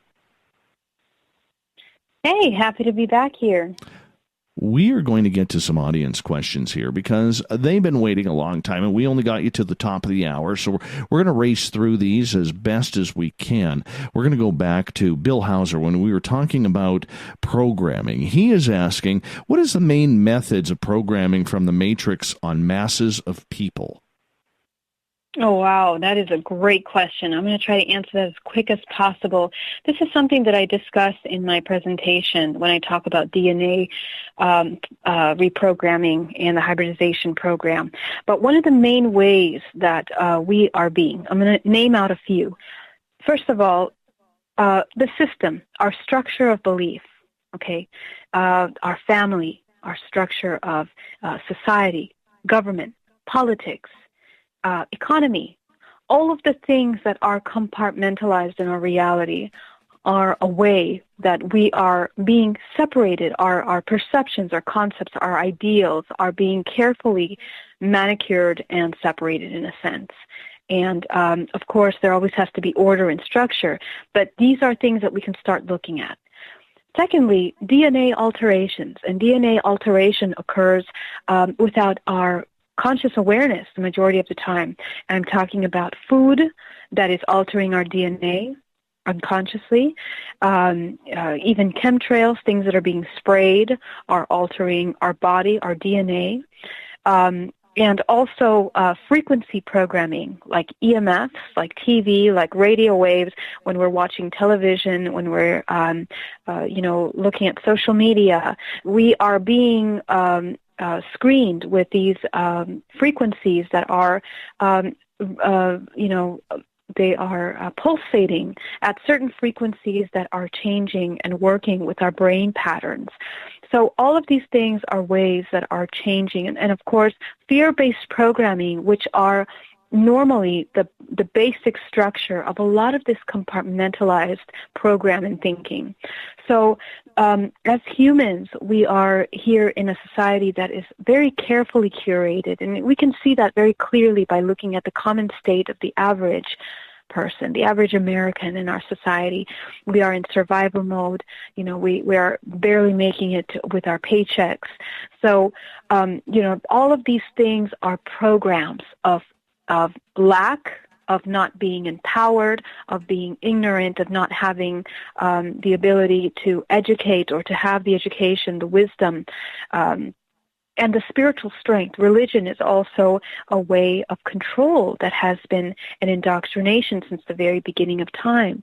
The influence of religion in our history is tremendous, tremendous, and we barely need to look at a history book to see that that's real. So all of those things are programs that have been indoctrinating a lot of fear and control, and the purpose of that is to debilitate the human, to numb down their ability to raise their consciousness and their awareness of the ability that they have to be empowered. And that's a very quick answer, but a really quick little overview. Very cool. Very cool. Let's get to Andrew's question on Twitter. And he is asking, Geraldine, have you ever studied behavioral epigenetics? The idea is an ancestor's traumatic past may modify the DNA, which is then passed on to future generations as psychological or behavioral tendencies. Absolutely. This is one of the key things that I look at in my research and when I talk about trauma. And this is so important for us to focus on because it is in science for us that we have the results of understanding that trauma is passed down through generations, and it shows up, like you mentioned, in our behavioral output within the family. And so this is how we are looking at, you know, how trauma and pain and suffering and these patterns of behavior are being brought down through generations. As I mentioned, one of those very prominent, of course, we talk about alcoholism, abuse, domestic violence, even sexual violence. All of that, sexual abuse, all of that is brought down through our DNA. But even more common things like anger or any kind of imbalances within the body and mind, emotional imbalances, all of those things are brought down through our DNA. So as I mentioned, we are a product of our environment that is, you know, transcending this reality. It goes on through generations. So when we are healing, when we are talking about deprogramming, my focus is to access the root cause of your trauma, of your pain, of your suffering, and from there we work with the ancestral network. And I call it ancestral grid work because I can see the multidimensional body, because I can see your ancestral connections when I work with you. It opens up an entire connection that connects all the way back to the actual location on the planet. And we work with that energy. We uproot all of those roots and contractual agreements with the ancestors, all of the activities that all of those ancestors have done in your lineage to end up with the result of who you are, because you are the result of all of that. You know, that needs to be deprogrammed from the subconscious level all the way down to the cellular level of the body and the mind. So this is something that I specialize in and work with on a daily basis. Wow. Okay, let's move on. You know what? Before we move on, I want to make a comment on that. You know, growing up, my dad was a very popular, influential fellow in the community where I grew up in. And he was very involved in sports and everything. And as my dad grew older, there was a lot of people who really started resenting him. And as I grew older and kind of followed in my dad's footsteps in sports, being involved in hockey and baseball, a lot of that anger towards my dad started actually coming towards me. And I'm a junior. So my dad is Dave Sr., I'm Dave Jr. And so when I went to, when we found out we were having a boy, my dad was all prepped up for David III. And I just couldn't do it. I had to break that cycle because I took all of the anger that people had for my dad publicly, that was all of a sudden shifted on me. And I felt by naming my son after me and my father on a first name basis that it would wrongly affect what my son was going to do as well. And I didn't want to have him go through that type of heartache, heartbreak, and bullying. So I know exactly what you're talking about there. Yeah. Yeah. And the fact that you had the intuition and the foresight to decide to change the name is amazing, because there is so much truth to that, Dave, because the name, that is a frequency when you say a name, and it holds a lot of heaviness, a lot of weight. And again, it's like this pattern that's being brought down the family, and so he would have been the next one in line. And so you break that chain, and it helps alleviate. Yeah, that's incredible that you did that. And so that's a great reminder for anyone that is, planning on having a child, planning to have a family. This is one of my main concerns. If you're having a family, make sure that you have done the ancestral work. Make sure that you have cleaned up all that past, because your child is a product of everything that you have suffered and your parents have suffered and the parents before that. Because in this 3D realm, the lower frequencies are what rule our reality. It's the pain, the suffering, unfortunately. The high vibrational frequencies is something that we have ability to create, manifest, but unfortunately, the majority of us don't go there. And so we have to work through the lower aspects in order to reach the higher aspects of ourselves. So that is a choice, and it's something that requires our attention and dedication. Gail has a question here. She says, Geraldine, can you explain on an experiential level, if a loved one walks in one day and says, I'm leaving, I found someone younger, richer, and better looking. Geraldine, are you saying we should not expect that person to meet up with a similar experience? Well, you see, it doesn't make sense. It's futile to expect that person would experience the same thing, because we don't know what manifestation of their creation they're going to take on, okay? Because usually the kind of heaviness that a person is experiencing in order to make the choice to leave their loved one is a complete disconnect to themselves. But on many levels, okay, the person that made the choice to walk out on that partner in the first place, first of all, I can assure you that person never knew who they were to begin with. There was a lot of lack of self-love. There's a lot of confusion. And I want people to be very clear. There's a difference between narcissistic behavior and self-love. Okay, and that's another topic for another time. But when we're talking about these patterns of behavior that the person is leaving their partner, for example, they are bringing upon them and mirroring all of the pain and anguish that they have in the new partner that they have attracted. Okay, and I can assure you, even if that partner looks like the most gorgeous person or most handsome person in the world, they are mirroring their frequency. So they are going to relive that frequency through that relationship, and that's how karma works. It doesn't mean that they're going to have the exact same experience, but they're going to live that pain that is unlived with the current partner through the next one. And this is how we end up attracting partners that are mirroring our daddy issues, our mommy issues, because we are constantly reliving that lack of love, that lack of disconnect, connection, affection, abuse, whatever it is that we have experienced. We are often attracting in our partners, and that's why our relationships are one of the most important catalysts for ascension, for change, for healing.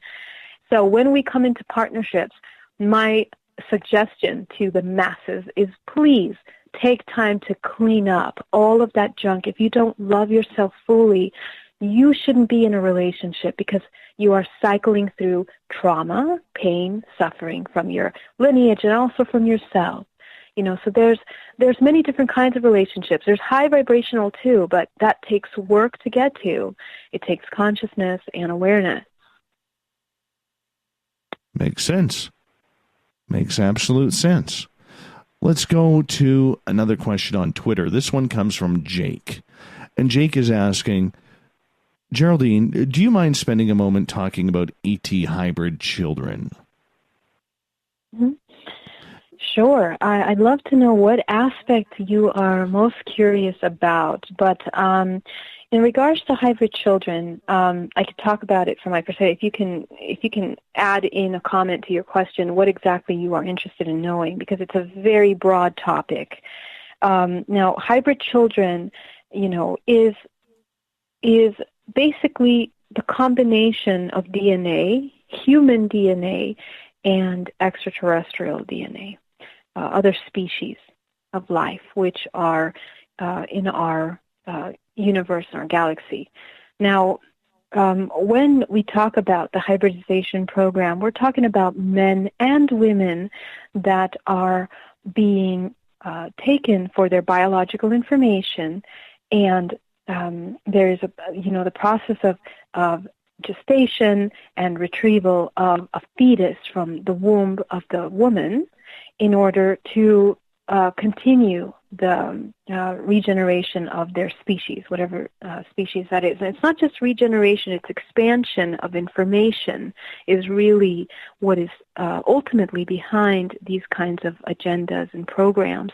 It is, because if you can consider the human DNA holds massive amounts of information, okay? And I never get tired of saying this, but here in Stanford University, they are doing a study to try to replicate how DNA stores that massive amount of information in such a small strands of information.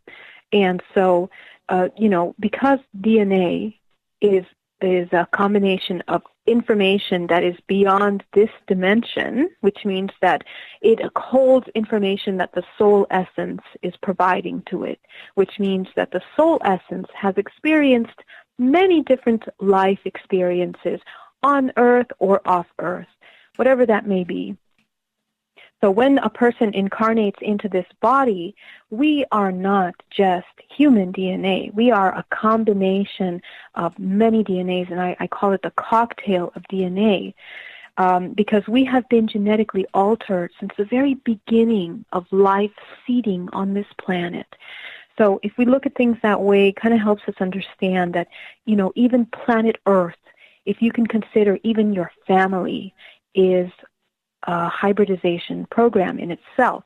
And the genetics that brought your family together are a combination of things. And one of those things is your frequency, your history, your experiences. As we're talking about DNA and as we're talking about ancestral trauma, we are talking about the same topic. When these groups of families are grouped together, they are in resonance for their frequency, for the information that brought that group together. And that's how all family groups are bringing each other together and are attracting themselves to each other as well. So, but anyway, it's such a large topic. I wish I knew exactly what you wanted to know about. I'm happy to talk about any of it. Well, Jake is asking, we got about 5 minutes left with you. He is asking, what is your personal experience with the hybrid program? Mm-hmm. Well, I personally have been abducted since I was 5 years old, and when I was 5 years old, I was implanted for the very first time to prepare my body to be a participant in the hybridization program. Now, I have been a part of 3 different hybridization programs, and those resulted in 24 hybrid children. And the 24 hybrid children are categorized by their frequency information that they hold and the pertinent agenda that they belong to.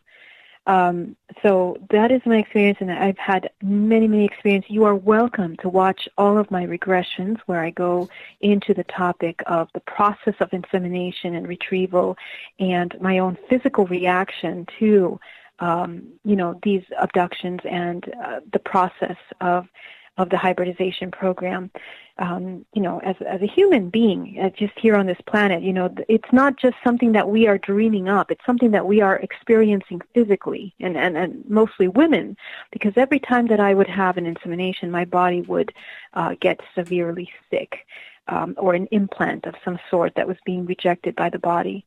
So I have experienced many different physical reactions to the program, and this is the story that I share in the documentary. So I'm sure you will be able to read more about it. But you can see my videos that I have made on my YouTube channel, Geraldine Orozco, and also on Alba Weinman, is a YouTube channel that has 3 of my primary regressions, where I talk about my participation in the hybridization program. So I guess you can say I've had a lot of experience. I've been on hybridization ships. I've seen the supposed higher frequency experience as well as very, very dark, lower frequency experiences and agendas from the hybridization program. Busy life. I don't know if I would want to do that. I don't know if I would want to do that. How do you feel knowing that you are? How do you feel knowing that you are? I have gone through many existential crises since I have understood what has happened to me, Dave. It was not easy, I have to tell you. I mean, I was even to the point of questioning my life, here on this planet. And a lot of these things happened within the past 2 years because of the regressions. And with each regression, I would just get these heavy, heavy amounts of information about myself, what I was involved in. And it took me a lot to process the information, because if you knew me before, if you knew me 5-6 years ago, I mean, my mind wasn't even in any of this. I wouldn't even be able to talk to you about this, And so my life changed. I mean, I had my own business. I had a different life. I had the hopes, the dreams of having the family, the kids, all of that.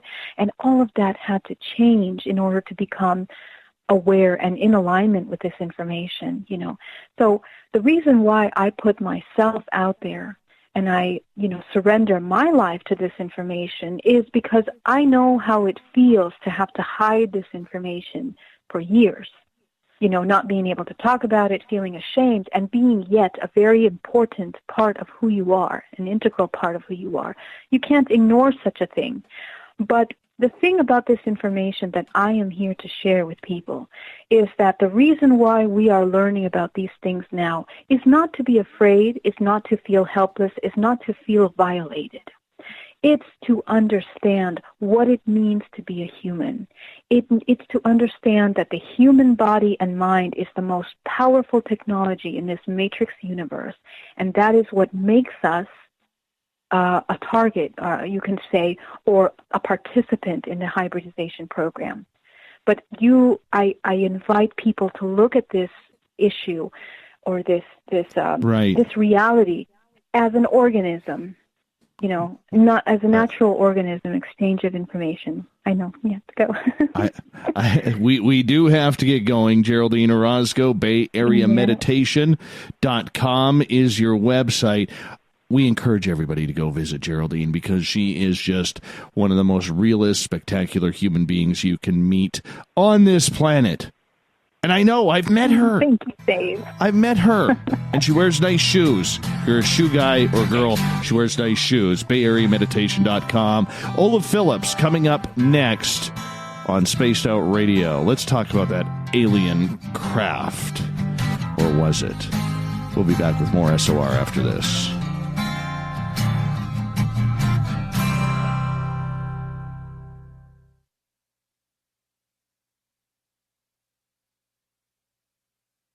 Heading to Vancouver and looking for a night on the town? The Moose Vancouver is the bar that never stops rocking until 2 a.m. every night. The Moose has great food with everything on the menu from $6.95 to $8.95. Fantastic, vibrant staff and rock and roll that will bring you back to when the music was real, the hair was long, and the guitars were rocking.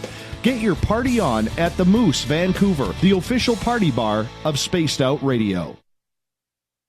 Hello, this is your guitar man, Ron Bumblefoot Thal, and I have to tell you, I love the response I get for Little Brother is Watching from Spaced Out Radio fans. It's amazing how music can inspire and make people think deeper about what's going on in the supernatural world. You can head over to my website, bumblefoot.com, to check out my music, my guitar workshops, my touring, even check out some of the hot sauces that I'm working on. And make sure you keep on listening, because with Spaced Out Radio, you know little brother is watching. You're listening to Spaced Out Radio Live with Dave Scott on the Deep Talk Radio Network. On the first Tuesday of every month, I encourage you to come along for a journey with me, Geraldine Orozco, on The Spiritual You. Together, we will take a look at how to access the highest expression of yourself and change your life. Consciousness, ET contact, health, and wellness, we can talk about it all. So come along for a spiritual ride with me, Geraldine Orozco, on The Spiritual You, only on Spaced Out Radio. We are getting ready to relaunch the SOR Space Travelers Club at spacedoutradio.com. For $5 a month, you can join us for a plethora of features found nowhere else. Hang out in a private chat room during the show and after party. You can check out some exclusive content and a store specifically for you, as well as a private listener forum where you can post your thoughts, stories, and pictures. The SOR Space Travelers Club, coming soon to spacedoutradio.com. Do you want to know what's really going on in your world? Do you have questions about who you can trust in the mainstream media? Then look no further than the Rebel Planet. Come get the straight answers right here at spacedoutradio.com. Join me, Jamie Sexton, creator of Rebel Planet News, as I fill you in on the stories behind the stories. All you truth seekers, be sure to tune in to Rebel Planet on spacedoutradio.com the third Thursday of every month. You know, it's hard being the bad man of ufology, but that's just the way that I like it. This is Chris George Zuger, and I'll be hanging out with Dave Scott and SOR scientist Chris Cogswell for Reality Paranormal, the second Wednesday of every month. And our job is to break it down and come to conclusions as to what is really going on in the supernatural world. I'd love for you to join us right here on Spaced Out Radio. Looking for a place to advertise at a very reasonable cost? Look no further than Spaced Out Radio. SpacedOutRadio.com has an advertising tab that you can click to check out our daily, weekly, and monthly packages to play on the radio, or our website including social media. From commercial spots to banners, we have it all. Check out our competitive pricing today. The freedom to post what you want, when you want. That's the social media freedom you need. Social Media Freedom is the free app in your app store. No need to worry about going to jail or being shadow banned any longer. It's the freedom to say what you feel. The freedom to know Big Brother isn't watching. It's the way social media is supposed to be. Social Media Freedom. It's time to set yourself free. Download from your app store today. The Call of the Wild is in Vancouver. The Moose Vancouver is one of the hottest bars and restaurants in the city. Open until 2 a.m. nightly, the Moose will rock you like a hurricane all night long. Great food with everything on the menu at $6.95 near the corner of Nelson and Granville. Get your horns up and come rock with us. The Moose Vancouver, the official rocking bar of Spaced Out Radio. Visit purpleplates.com today. For over 40 years, the Purple Energy Plates have been delivering amazing results for their many customers. Inspired by the great genius Nikola Tesla, the harmony, healing, and energetic effects of the plates have proven over and over to be beneficial and often miraculous to thousands of customers. Check their site for daily specials and choose from their many energy products. You won't be sorry. Visit them today at purpleplates.com. You hear footsteps in the empty room above you. A rocking chair begins rocking by itself. Don't be afraid of the things that go bump in the night. Reach for Spirit Storybox, the iPhone app the Huffington Post UK called the only ghost hunting app you will ever need. Spirit Storybox. The spirits are telling their stories. Are you listening? Find your escape where time has no limits. It's about living today and cherishing the heritage of yesterday. A spirit of adventure for what is new, with the nostalgia of the past. Your timepiece is a reflection of who you are. Life surrounded by beauty from the world around us to the soul within. EscapeWatches.com. There is no time like the present.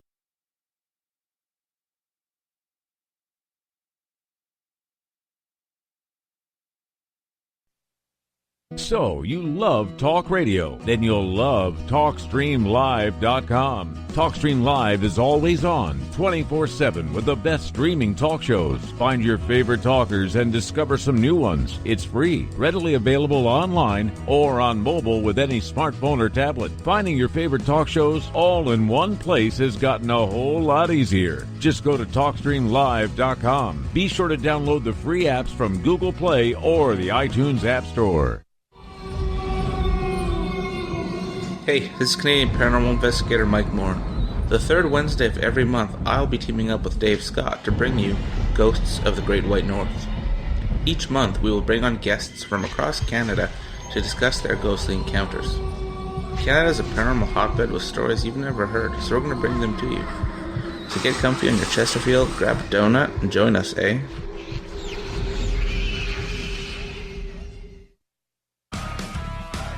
Get your horns up with me on Spaced Out Radio. This is Ron Bumblefoot Thal. Come tune in to SOR where you can hear me rock out with Little Brother is Watching, the official theme song of Spaced Out Radio.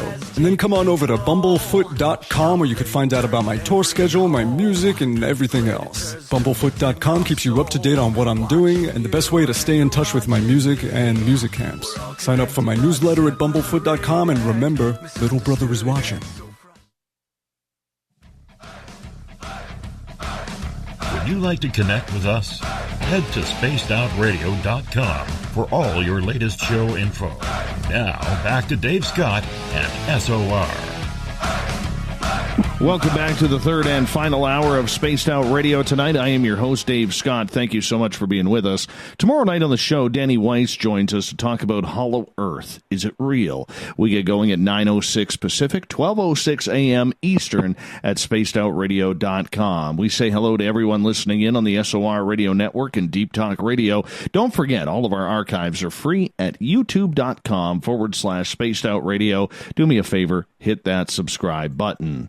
Bill Cardwell has set the password for tonight in the SOR Space Travelers Club. Ostranene.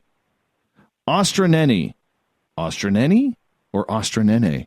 I probably got it wrong again, but Bill sets a password each and every night right here on the mighty SOR. Our website is spacedoutradio.com, where we have a plethora of features for you.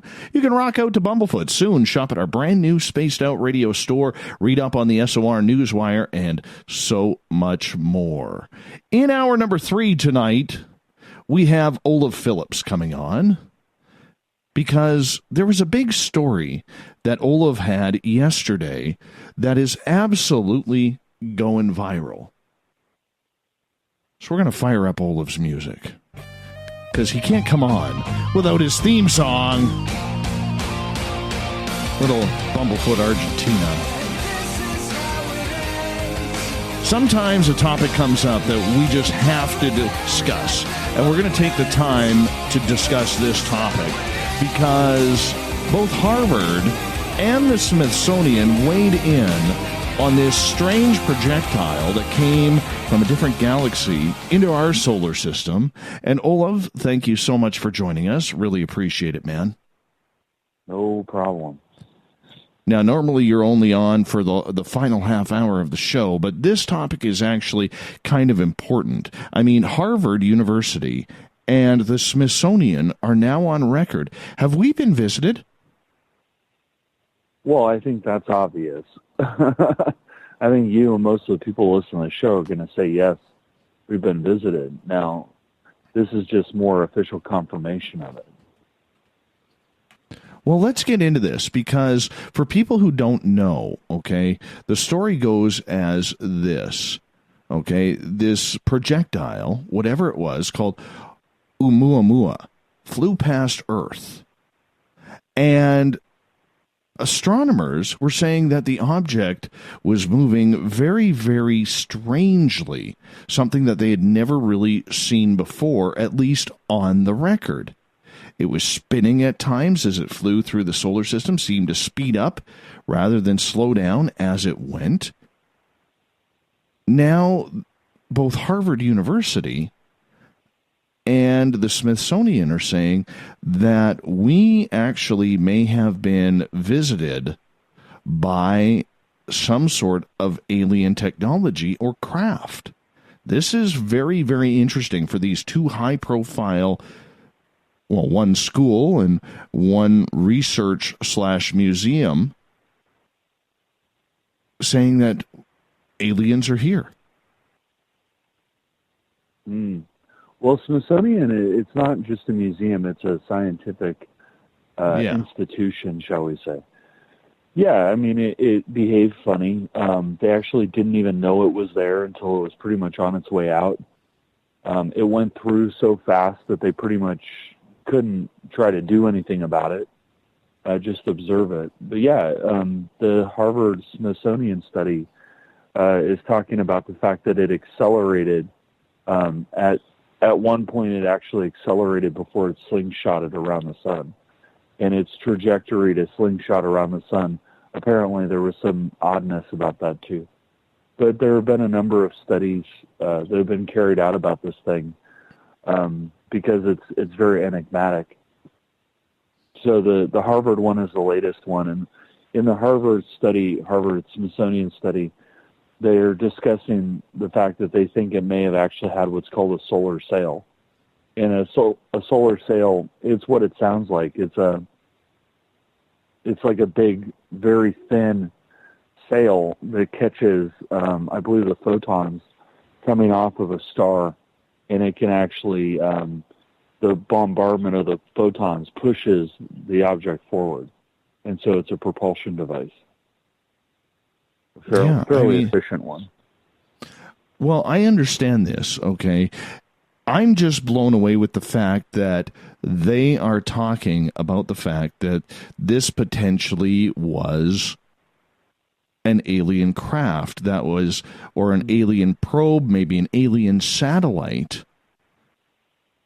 that was passing through, checking up on us and checking up on our atmosphere. I mean, to have those type of astrophysicists stating that this is a very, very strong possibility, this is, in my opinion, after only being in this, and I realize I've only been in this for 4 years, but this is something that we need to look at. And I'm very, very glad to see that the mainstream media has made this go viral. Well, and like I said, there are a couple of other studies as well. I think there's another one that I think involves the Max Planck Institute for Astrophysics in Germany. And what they figured out is that they kind of backtrace their trajectory of Oumuamua. And I think, if I remember correctly, they calculated that it's actually done this at least 3 or 4 other times, where it's gone on it's used stars to slingshot around. And basically what that means is that the star is a very gravitational thing, right? And it has a kind of gravity well. That there's the way the gravity field around the star works. If you hit it at the right trajectory, you see this with comets too, that if you hit it at the right trajectory, when you get into the gravitational pull of the star, you can actually use the star's gravity to pull you in and then eject you at a higher speed. And so it's one of the ways that they talked about, for our own space probes to kind of push them out further into space with minimal power. And I think it was Max Planck and a couple of others. There are some guys from there that had computed that this thing had done that at least 3 or 4 other times in the same way that it did it here. And that, the law of probability says, okay, sure, if you've got something that's been cruising through space for 1 million years, inevitably, once it crosses deep space, it'll eventually get pulled toward a star, and it, probability says that it'll kind of go around the star and all this, but it hasn't been incinerated by a star, hasn't crashed into anything, and it's been continuously doing this, they think, for probably 1 million years. And plus the shape of it, at the time it was detected, there were a lot of comparisons to Rama from Rendezvous with Rama and some Arthur C. Clarke book and a lot of other things. But yeah, I think it's stunning.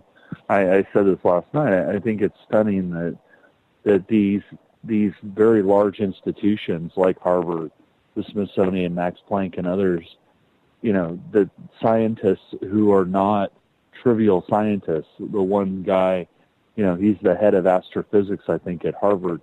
He went on record as saying that it's possible that it was an alien probe.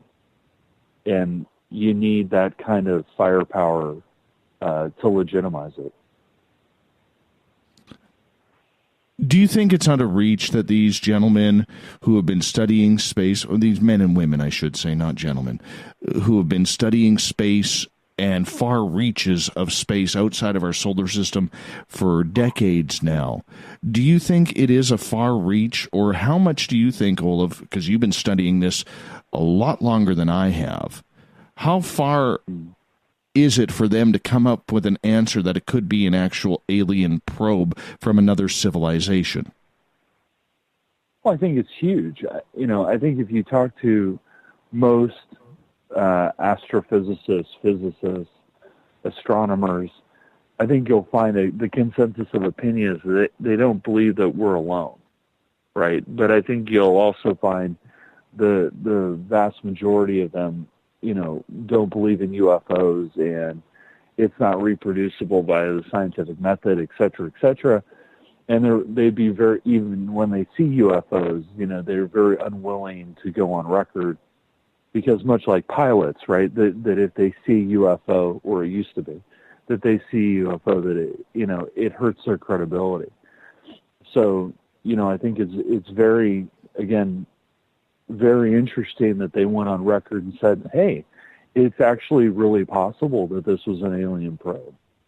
I mean, I've been at this for a long time, and I remember the dark old days when, I'd go to a party and I'd be standing in the corner. I'm a bit of a wallflower, as you'd imagine.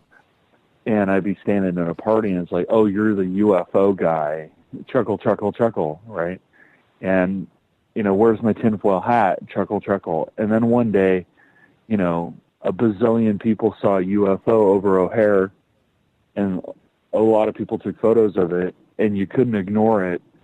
And then suddenly that went viral, and then it was reported in the Chicago Times and others. And then suddenly people were like, oh, wait a minute, maybe UFOs are real. So it takes, there's a defining moment when somebody, in the media hierarchy says, you know what, I can't deny this, and then it goes viral, and then I think it helps in general. But I think it's absolutely stunning. Both of those organizations are very conservative about this kind of stuff. So the fact that they went on record is huge, massive. Are you surprised that the mainstream media picked it up the way they did? Not anymore. Not anymore. Like I said, back in the old days, I was a wallflower, and it was like, chuckle, chuckle, UFO nut. Now, if I go to a party, it's like, what? You've seen Bigfoot? You've seen UFO? Let's talk, So I think that there was a shift in the public zeitgeist about the thought of aliens in space, and I think that there's a general acceptance of at a minimum, the notion that we're not alone. I mean, for decades, we've had the Drake equation that says that we're not alone, that it's mathematically a certainty that there's aliens, but hardcore science has been very unwilling to go on record and say, well, we saw something that was from somewhere else. So I think there's a change in the zeitgeist of the public in general, internationally, that's more willing to accept it now. Why have they ruled out a comet or an asteroid with this? I think it's the acceleration part and some of the other characteristics of it, that the way it behaved was strangely, that it had behaviors of a comet, it had behaviors of an asteroid, but it didn't behave like a comet, and it didn't behave like an asteroid. That there were things that it did that were asteroidish, there were things that it did that were cometish, but it wasn't a comet or an asteroid. That in both cases it lacked certain characteristics. And by the way, this isn't the first time that something like this has happened. Back in the 70s, there was a big deal, and it was actually recorded in Time Magazine and Newsweek, that there was they believed that there was an object that had gone through the solar system, and it was producing long delay echoes. I have a different theory about what long delay echoes are, but it had gone, supposedly this object had moved through the solar system, and they had been able to contact it and it had caused these things called long delay echoes. And at the time, they believed that it may have been what's called a Bracewell probe, a very, very small probe, right? But this thing was huge, and nobody seems to be able to deny it.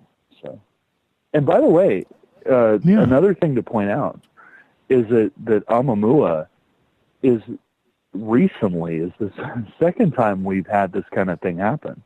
That when they were using Kepler to find extrasolar planets, right?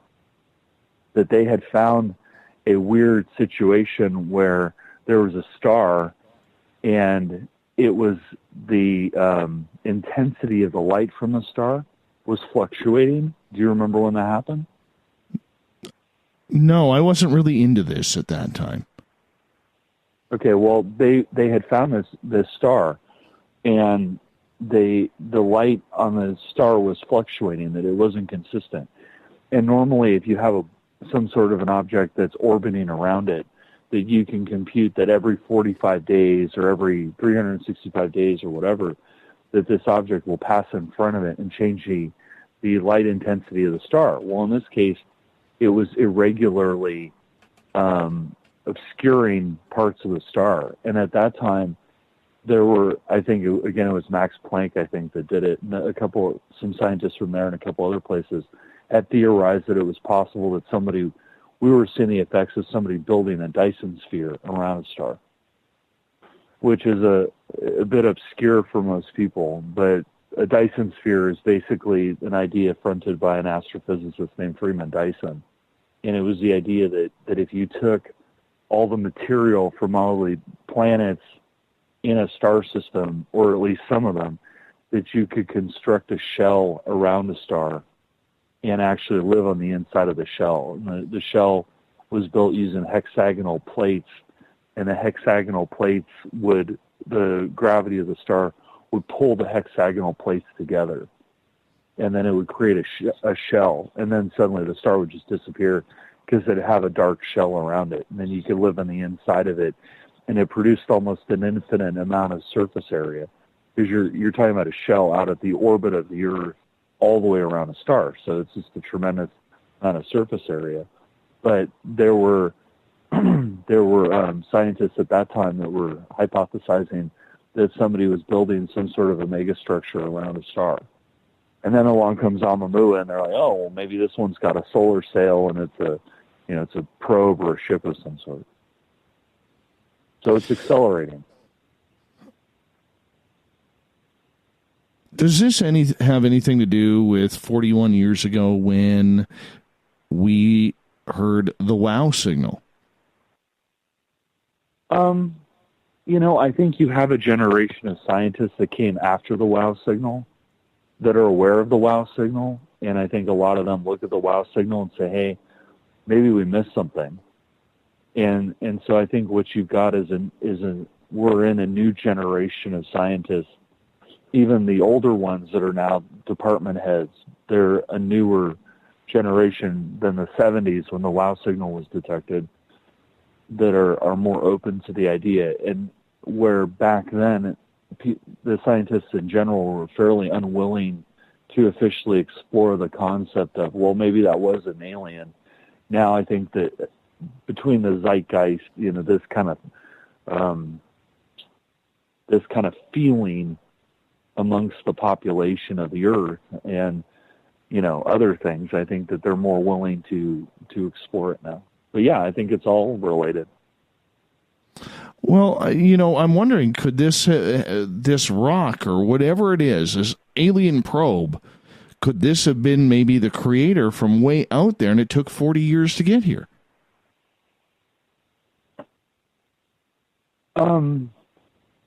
It's totally possible. I don't know. I don't know I don't remember where the wow signal came from versus where Oumuamua came from. But, it would make sense. I mean, I guess at the time they scanned Oumuamua as it passed around. They couldn't detect any radio signals. They couldn't detect any visible light coming from it. But that doesn't mean that it didn't have a narrow beam laser pointing somewhere else. But yeah, I mean, it's a little odd that 40 years ago, you get this bizarre signal that seemed to be, intelligently transmitted. And then 40 years later, this huge, it's pretty big, this huge rock that comes ripping through your solar system. But I don't know what the origin point of, where the origin point of the two are in comparison. But, it seemed to make sense, I guess.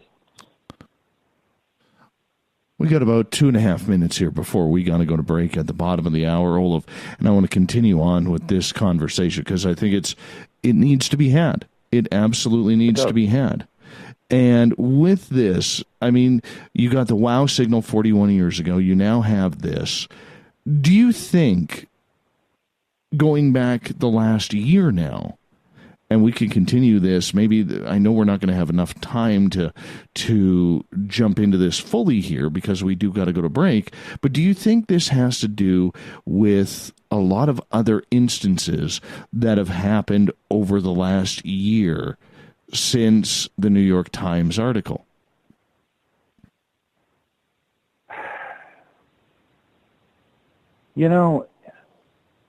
Finding the causal relationship between a lot of these events, it's difficult. I don't know. I guess that's the easiest answers. I don't know. I hadn't really sat down and kind of tracked it out. Usually when you see these kinds of events, if they're tied together, they start to form a pattern. But I don't know. It's possible. The difference here is that we're all keeping an open mind, right? Well, I realize that, but it doesn't seem to be as taboo a subject. Oh no. And this goes back to, and this is what it goes back to. What I said in earlier this half hour is the fact that for Harvard and the Smithsonian to come out together and say that this could be an alien probe. They're not saying it is. Let us clarify. They're not saying it is. They can't. But that it could, there is a strong possibility that it could be, all right? That just, to me, ties in reading between the lines that there's so much more to this. Yeah, that's the first thing that I always ask myself, because it's the old 80-20 rule that, you get 80% of the answer, but the critical 20% is missing. If they're now coming out and saying that it had a solar sail or, it was an alien probe or a ship or whatever, I would argue it's probably a ship. But, if they're willing to go on record for that, am I out of time? Yeah, you know what? Hold that thought, because we are literally going to go to break here in seconds. We started the SOR Newswire a little bit early because we wanted to go into detail about the media going crazy on this Oumuamua or however it's pronounced. We're going to get more into it with Olaf Phillips from Paranoia Magazine right after the break here on SOR.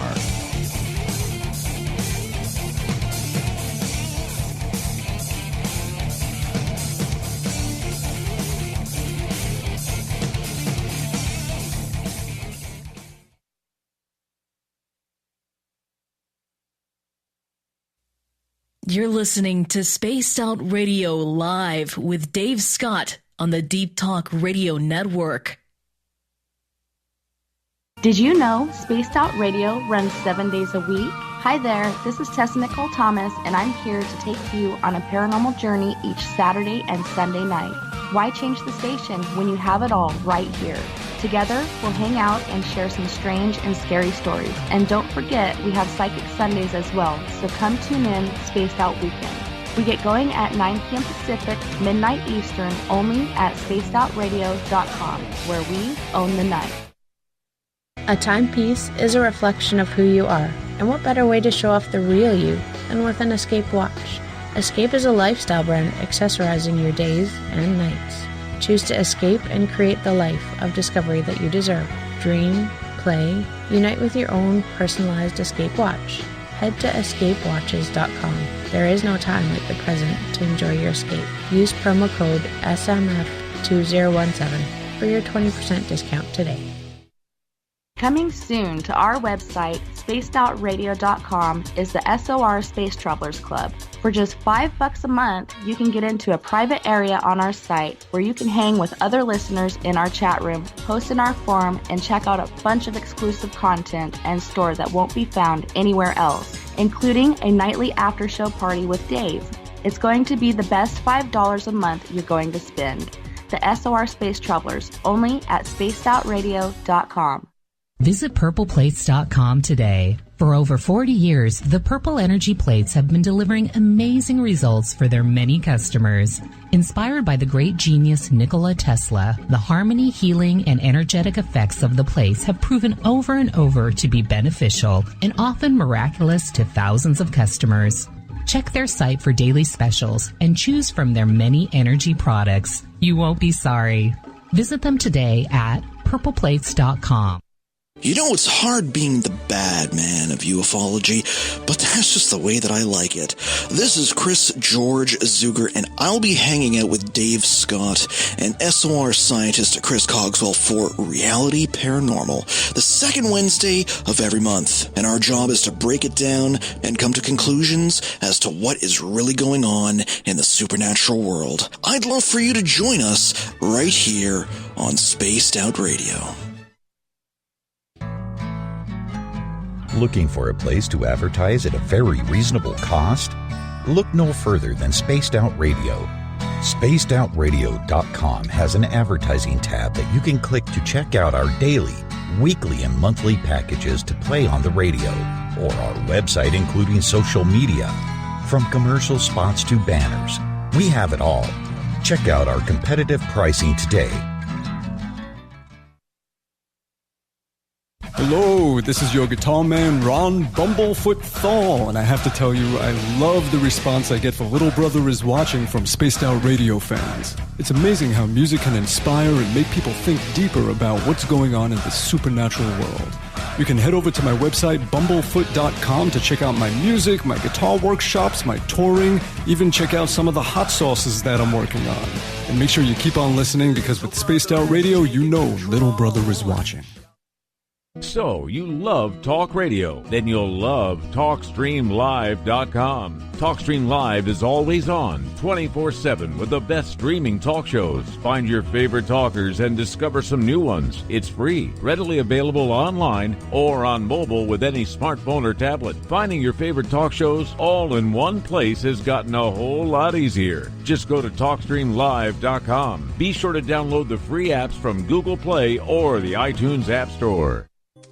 We're bringing scientific thought to the paranormal. Hi there, this is Spaced Out Radio scientist Chris Cogswell. Join me, Chris Zuger, and Dave Scott the second Wednesday of every month, where we break down the who from the woo when it comes to everything paranormal. We'll investigate and try to bring sensible answers to those straight and sometimes outlandish questions people have.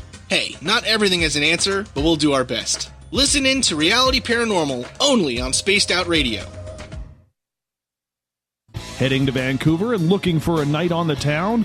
The Moose Vancouver is the bar that never stops rocking until 2 a.m. every night. The Moose has great food with everything on the menu from $6.95 to $8.95. Fantastic, vibrant staff and rock and roll that will bring you back to when the music was real, the hair was long, and the guitars were rocking. Get your party on at the Moose Vancouver, the official party bar of Spaced Out Radio. Hi there, this is Geraldine Orozco from San Francisco's Bay Area Meditation. I invite you to join me the first Tuesday of every month with Dave Scott for Spaced Out Radio's The Spiritual You. In this fast-paced world we live in, it's time for you to take some time for you. We'll cover every possible subject from powerful meditation to healing techniques to your own intuition and spirituality. So come join us for The Spiritual You. Are you intrigued by Paranormal Talk Radio? You'll love the new Paranormal Radio app from TalkStream Live. You'll find a great selection of talk shows covering UFOs, ghosts, strange phenomena, and much more. Download the Paranormal Radio app now and start listening to the very best in paranormal talk entertainment, including the network you're listening to right now, the Paranormal Radio app, free in Google Play and the iOS App Store. You hear footsteps in the empty room above you. A rocking chair begins rocking by itself. Don't be afraid of the things that go bump in the night. Reach for Spirit Storybox, the iPhone app the Huffington Post UK called the only ghost hunting app you will ever need. Spirit Storybox. The spirits are telling their stories. Are you listening? Are you tired of being blocked, shadow banned, or placed in jail for simply posting your thoughts on social media? Social Media Freedom can take care of that for you. Social Media Freedom is the newest and one of the best free new apps that allows you the freedom to post what you want, when you want. It takes seconds to download from your app store. Come join the tribe at Social Media Freedom. It's time to set yourself free.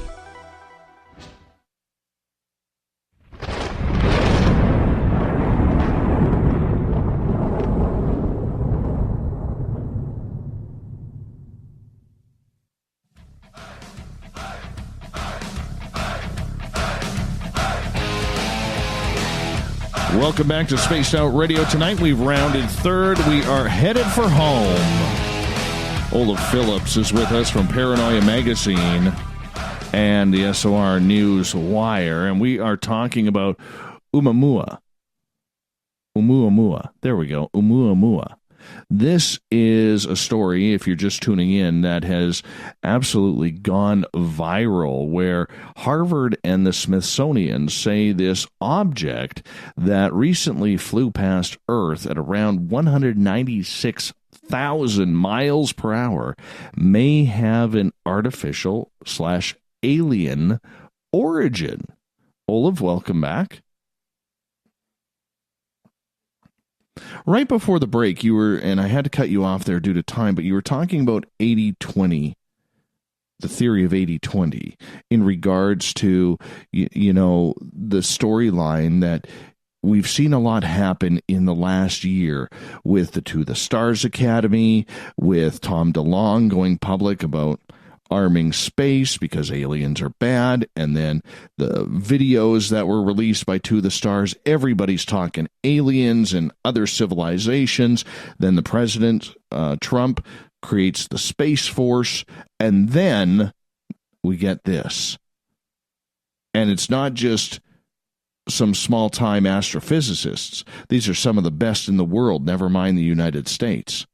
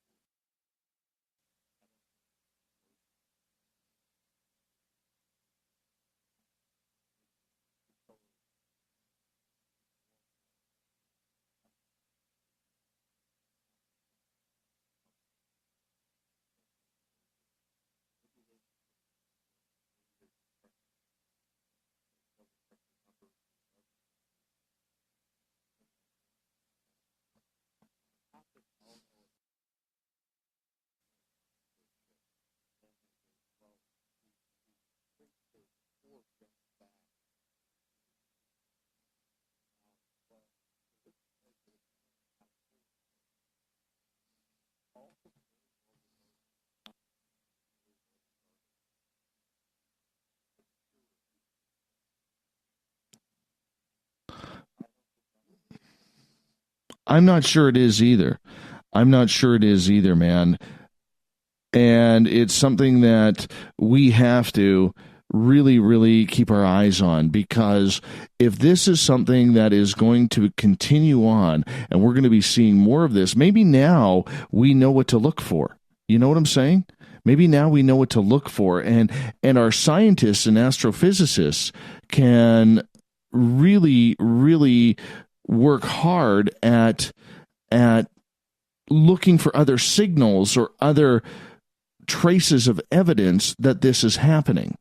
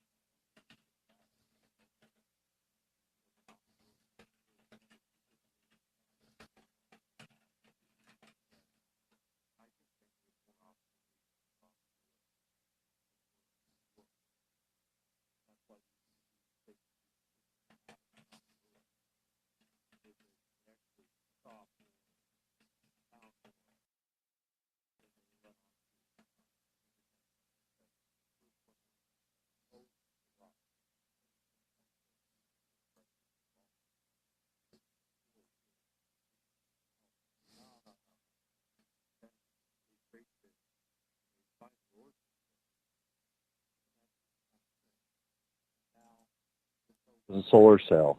I mean, there are a bunch of really smart people in really small rooms around the world that are obviously thinking this Oumuamua thing through quite significantly, and I think that they may have more data than we've been led to believe.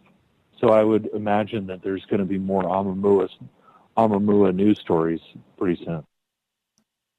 Yeah. And just so you know, we had just a little bit of a technical error here in regards to our Spreaker system that was cutting out here. And so I think I fixed little issue behind the scenes here. So I just want to let our audience know that. All right, they weren't hearing you, they weren't hearing me for a little bit. Then they heard me, and they weren't hearing you. So we had a little bit of an issue there. I do apologize. No, it wasn't Dave forgetting the mute button. I can tell you that it was not Dave screwing up this time with the mute button. We weren't being blocked by the military-industrial complex. Yeah. Right. Yeah, absolutely. Absolutely. I don't think we're done with Oumuamua. I think that there's going to be more papers being written about Oumuamua in the near future. Like I said, I think they made more observations than they let on to. And that's not uncommon. That's not uncommon because they're very scared to go on the record with these kinds of statements because it hurts their funding, it hurts their credibility. You know, publish or perish. Well, you're not going to get published if you're a crackpot. So, well, they're already seeing some backlash here. You know, I'm going to read something from a story here from CNN.com. A gentleman from the Center for Planetary Sciences at the University of Toronto, Scarborough, a gentleman by the name of Alan Jackson, not the country singer, said in an email that Carl Sagan once said extraordinary claims require extraordinary evidence, and this paper is distinctly lacking in evidence, never mind extraordinary evidence. He went on to say, any functional spacecraft would almost certainly retract its solar sail once in interstellar space to prevent damage. The sail is useless once away from a star, so there would be no reason to leave it deployed. If it was then deployed again or on entering the solar system, it would be pristine. Even if it was left deployed, the dust accumulation would be primarily on the leading side like bugs on a windshield. I mean, He also says Oumuamua looks like an asteroid or a comet, while that of a solar sail would look completely different. So is that just trying to humanize something that we can't explain? I think so. I would also point out that the referencing Carl Sagan is very interesting because earlier on in Sagan's career, he had written a paper hypothesizing with some evidence that not only did he believe that aliens were real, but that at a minimum, they had most likely visited us at several points during history. So Sagan himself believed that probes, at a minimum probes, had come through the solar system multiple times. So, you know, he should go back and read Sagan's earlier work. It's very illuminating, shall we say. But the skeptical, and it's healthy to be skeptical, okay? The skeptical out there would say, Olav, that it's an asteroid, it's a comet, you know, it doesn't have wings, it doesn't have jet thrusting engines, it doesn't have, you know, whatever we believe we should see on a planet with our own known physics and chemistry. And many of these people who are researching this or skeptical about this seem to have a tough time realizing that way out there in the deep black yonder, we don't know what exists for technology. We can only assume. Right. And I would also point out that, to my knowledge, we've never deployed a solar sail. And we've also really never been beyond what's called a heliosphere, the solar system, right? That we have probes that have now exited the solar system, but, you know, these probes are so old and burned up that I don't know that they're getting that kind of telemetry back. So, you know, our knowledge of what a solar sail would do in deep space in between stars is limited to theoretical knowledge. So we don't, you know, in my own profession, you know, there's a notion of how things work on the small scale and how things work on the large scale. And when you look at the microcosm, something will behave one way. But if you look at it on a macro scale, it behaves completely differently. It behaves in ways that you would not even imagine. And I've witnessed this myself in my professional life, outside of conspiracies and UFOs. So for me, I'm maybe a little more open-minded, but we've never taken a solar sail beyond the solar system. We don't know what the dust accumulation would be like. We only know theoretically based on our math. Well, maybe our math isn't 100%, as you point out. So I think it's good to keep an open mind. The one thing I would say is that for an object with no engine, it accelerating the way it did seemed awfully suspect. And I think that's what the guys from Harvard and the Smithsonian are saying, that they're trying to explain this burst of acceleration that shouldn't have occurred. Isn't that the truth? Isn't that the truth? And that's something that we need to figure out. What's your final thoughts on this? Are we done with Oumuamua, or are we opening the door to other cosmic mysteries that may include further study, that we are being studied potentially by ET or alien-type probes? I would say that it's twofold. One, I would say that we're not done with Oumuamua yet. I think they took more readings and got more telemetry and more detailed photos than we are aware of. And I think that they're pouring through them, trying to understand them before they write papers, because that's science. And like it or not, that's the way science works, and that's good, right? They want to be really sure of their conclusions before they publish it. And I support that 150,000%. Don't go on record until you got a good idea of what you're looking at. But I think it also, now that this has happened, and there is a raging debate in the scientific community amongst high-level scientists, and it's not all skeptical, I think that the possibility exists that in the future we will see more objects that we may be willing to scientifically classify as probes or ships or debris or artifacts or whatever you want to call them. I think that you're going to see more conclusions to that end in the future. Not constantly. It should be a fairly rare thing, but it's inevitable to happen. So, I think that it will occur again in the future, and each time we'll be a little more open about it. And I think that's positive. And on that note, we're going to get to the thought of the Dave.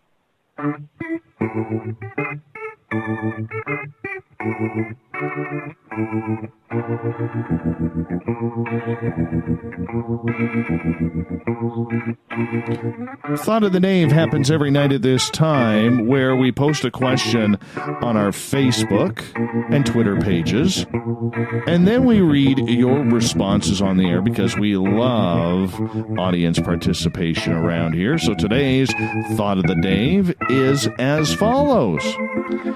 What supernatural ability would you like to have, and why? Olaf wants to be able to shoot spider webs out of his wrists. I know that. I definitely know that. Oh, come on. Invisibility. Oh, that's a good one, too. John states the intuition to pick the winning lotto number. Self-explanatory. Yes. Totally. Patricia. I got that one wrong. Patricia, bippity boppity boo. A touch with a fairy wand makes people happy. More happy, less drama. Andrea, instead of a supernatural power, could I be like Sam or Dean from Supernatural? Well, if you want, go right ahead. Robin, to restore health. Need I say more? Timmy, health, joints, stay slim. Heather, personally, I would like to have less. She's got lots of powers. Natasha, to reliably astral project, or I would also accept the powers of Doctor Strange. Jade, healing, self, others, and Earth's flora and fauna. Oh, yeah, and to fly like an eagle. Oh, I'd love to fly. Caden, I'd love to be able to teleport. I'd love to be able to take my wife and son places we'd most likely never get to visit, never have to worry about gas or packing for vacations, because we need something I could just pop back at the house. Not to mention, I'd finally get to meet you and my other buddies that are 1,000 miles away, Dave. I agree with that one, Caden. I agree. Just don't come when I'm in the shower. Don't come over when I'm in the shower. Dale. You never know if it's Uncle Dale or Uncle Dale's mustache, because he has a power stash going. It says, Spider-Man does whatever a spider can. Told you, Spider-Man, man. Get those webs shooting. Ellery, she would like to be invisible. Oh, she sides with Olaf there. Daryl, I want to be able to fly. Why? Why is to feel Mother Earth's love from above. That's pretty deep and pretty damn true right there. Yep, totally. The lovely and talented Shauna from the UK, she says, I want to be able to time travel or teleport anywhere. Yeah, the teleporting thing is kind of fun. I'm not going to lie. That one sounds like a lot of fun. We'll have to do another Thought of the Day tomorrow. Mr. Olaf Phillips, we got to start wrapping this thing up, man. I appreciate you coming in for the full hour tonight. It's rare that we get the opportunity to do that, but we just felt that this story was just a little too important not to be able to talk about, and I'm glad that you were here to do that, my friend. Thank you so much. Let everybody know where they can find Paranoia Magazine. ParanoiaMagazine.com, Paranoia Magazine on Facebook, Paranoia Mag on Twitter, and Paranoia Mags on Instagram. That's a lot of places, man. A lot of places. Of course, you can find all of your news at spacedoutradio.com. Click on the news site. Captain Shirk has our news filled to the brim. It's no Sanka. It's filled to the brim with brim. Remember the old coffee, wars in the 1980s? You got Sanka, you got brim. Oh yeah. I'm sure there's people out there who still have the orange cans of Sanka somewhere. It's in the survival kit.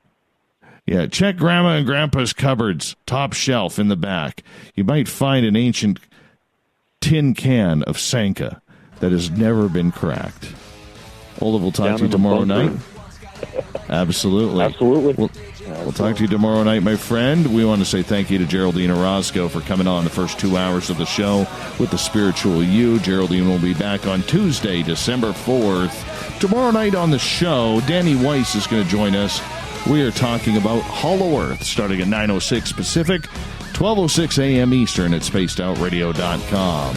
We got Mr. Ron Bumblefoot Thal rocking in the background with Little Brother Is Watching. Bumblefoot is the official music of Spaced Out Radio, rocking us in and out of every single show. Get your horns up for the guitar god himself. Special thanks to all of you listening in at home, at work, in your cars, wherever you may be. Special thank you to everybody on Twitter at hashtag Spaced Out Radio, the Veterans Club, the SOR Space Travelers, Spreaker audience, and on Rev Radio. Thanks for listening in, doing your part to make us bigger and better every single night, because together, my friends, we own the night. I will talk to you in 21 hours from now. Mr. Bumblefoot, we need a favor. We need you to take us home. Good night, everyone. See you tomorrow.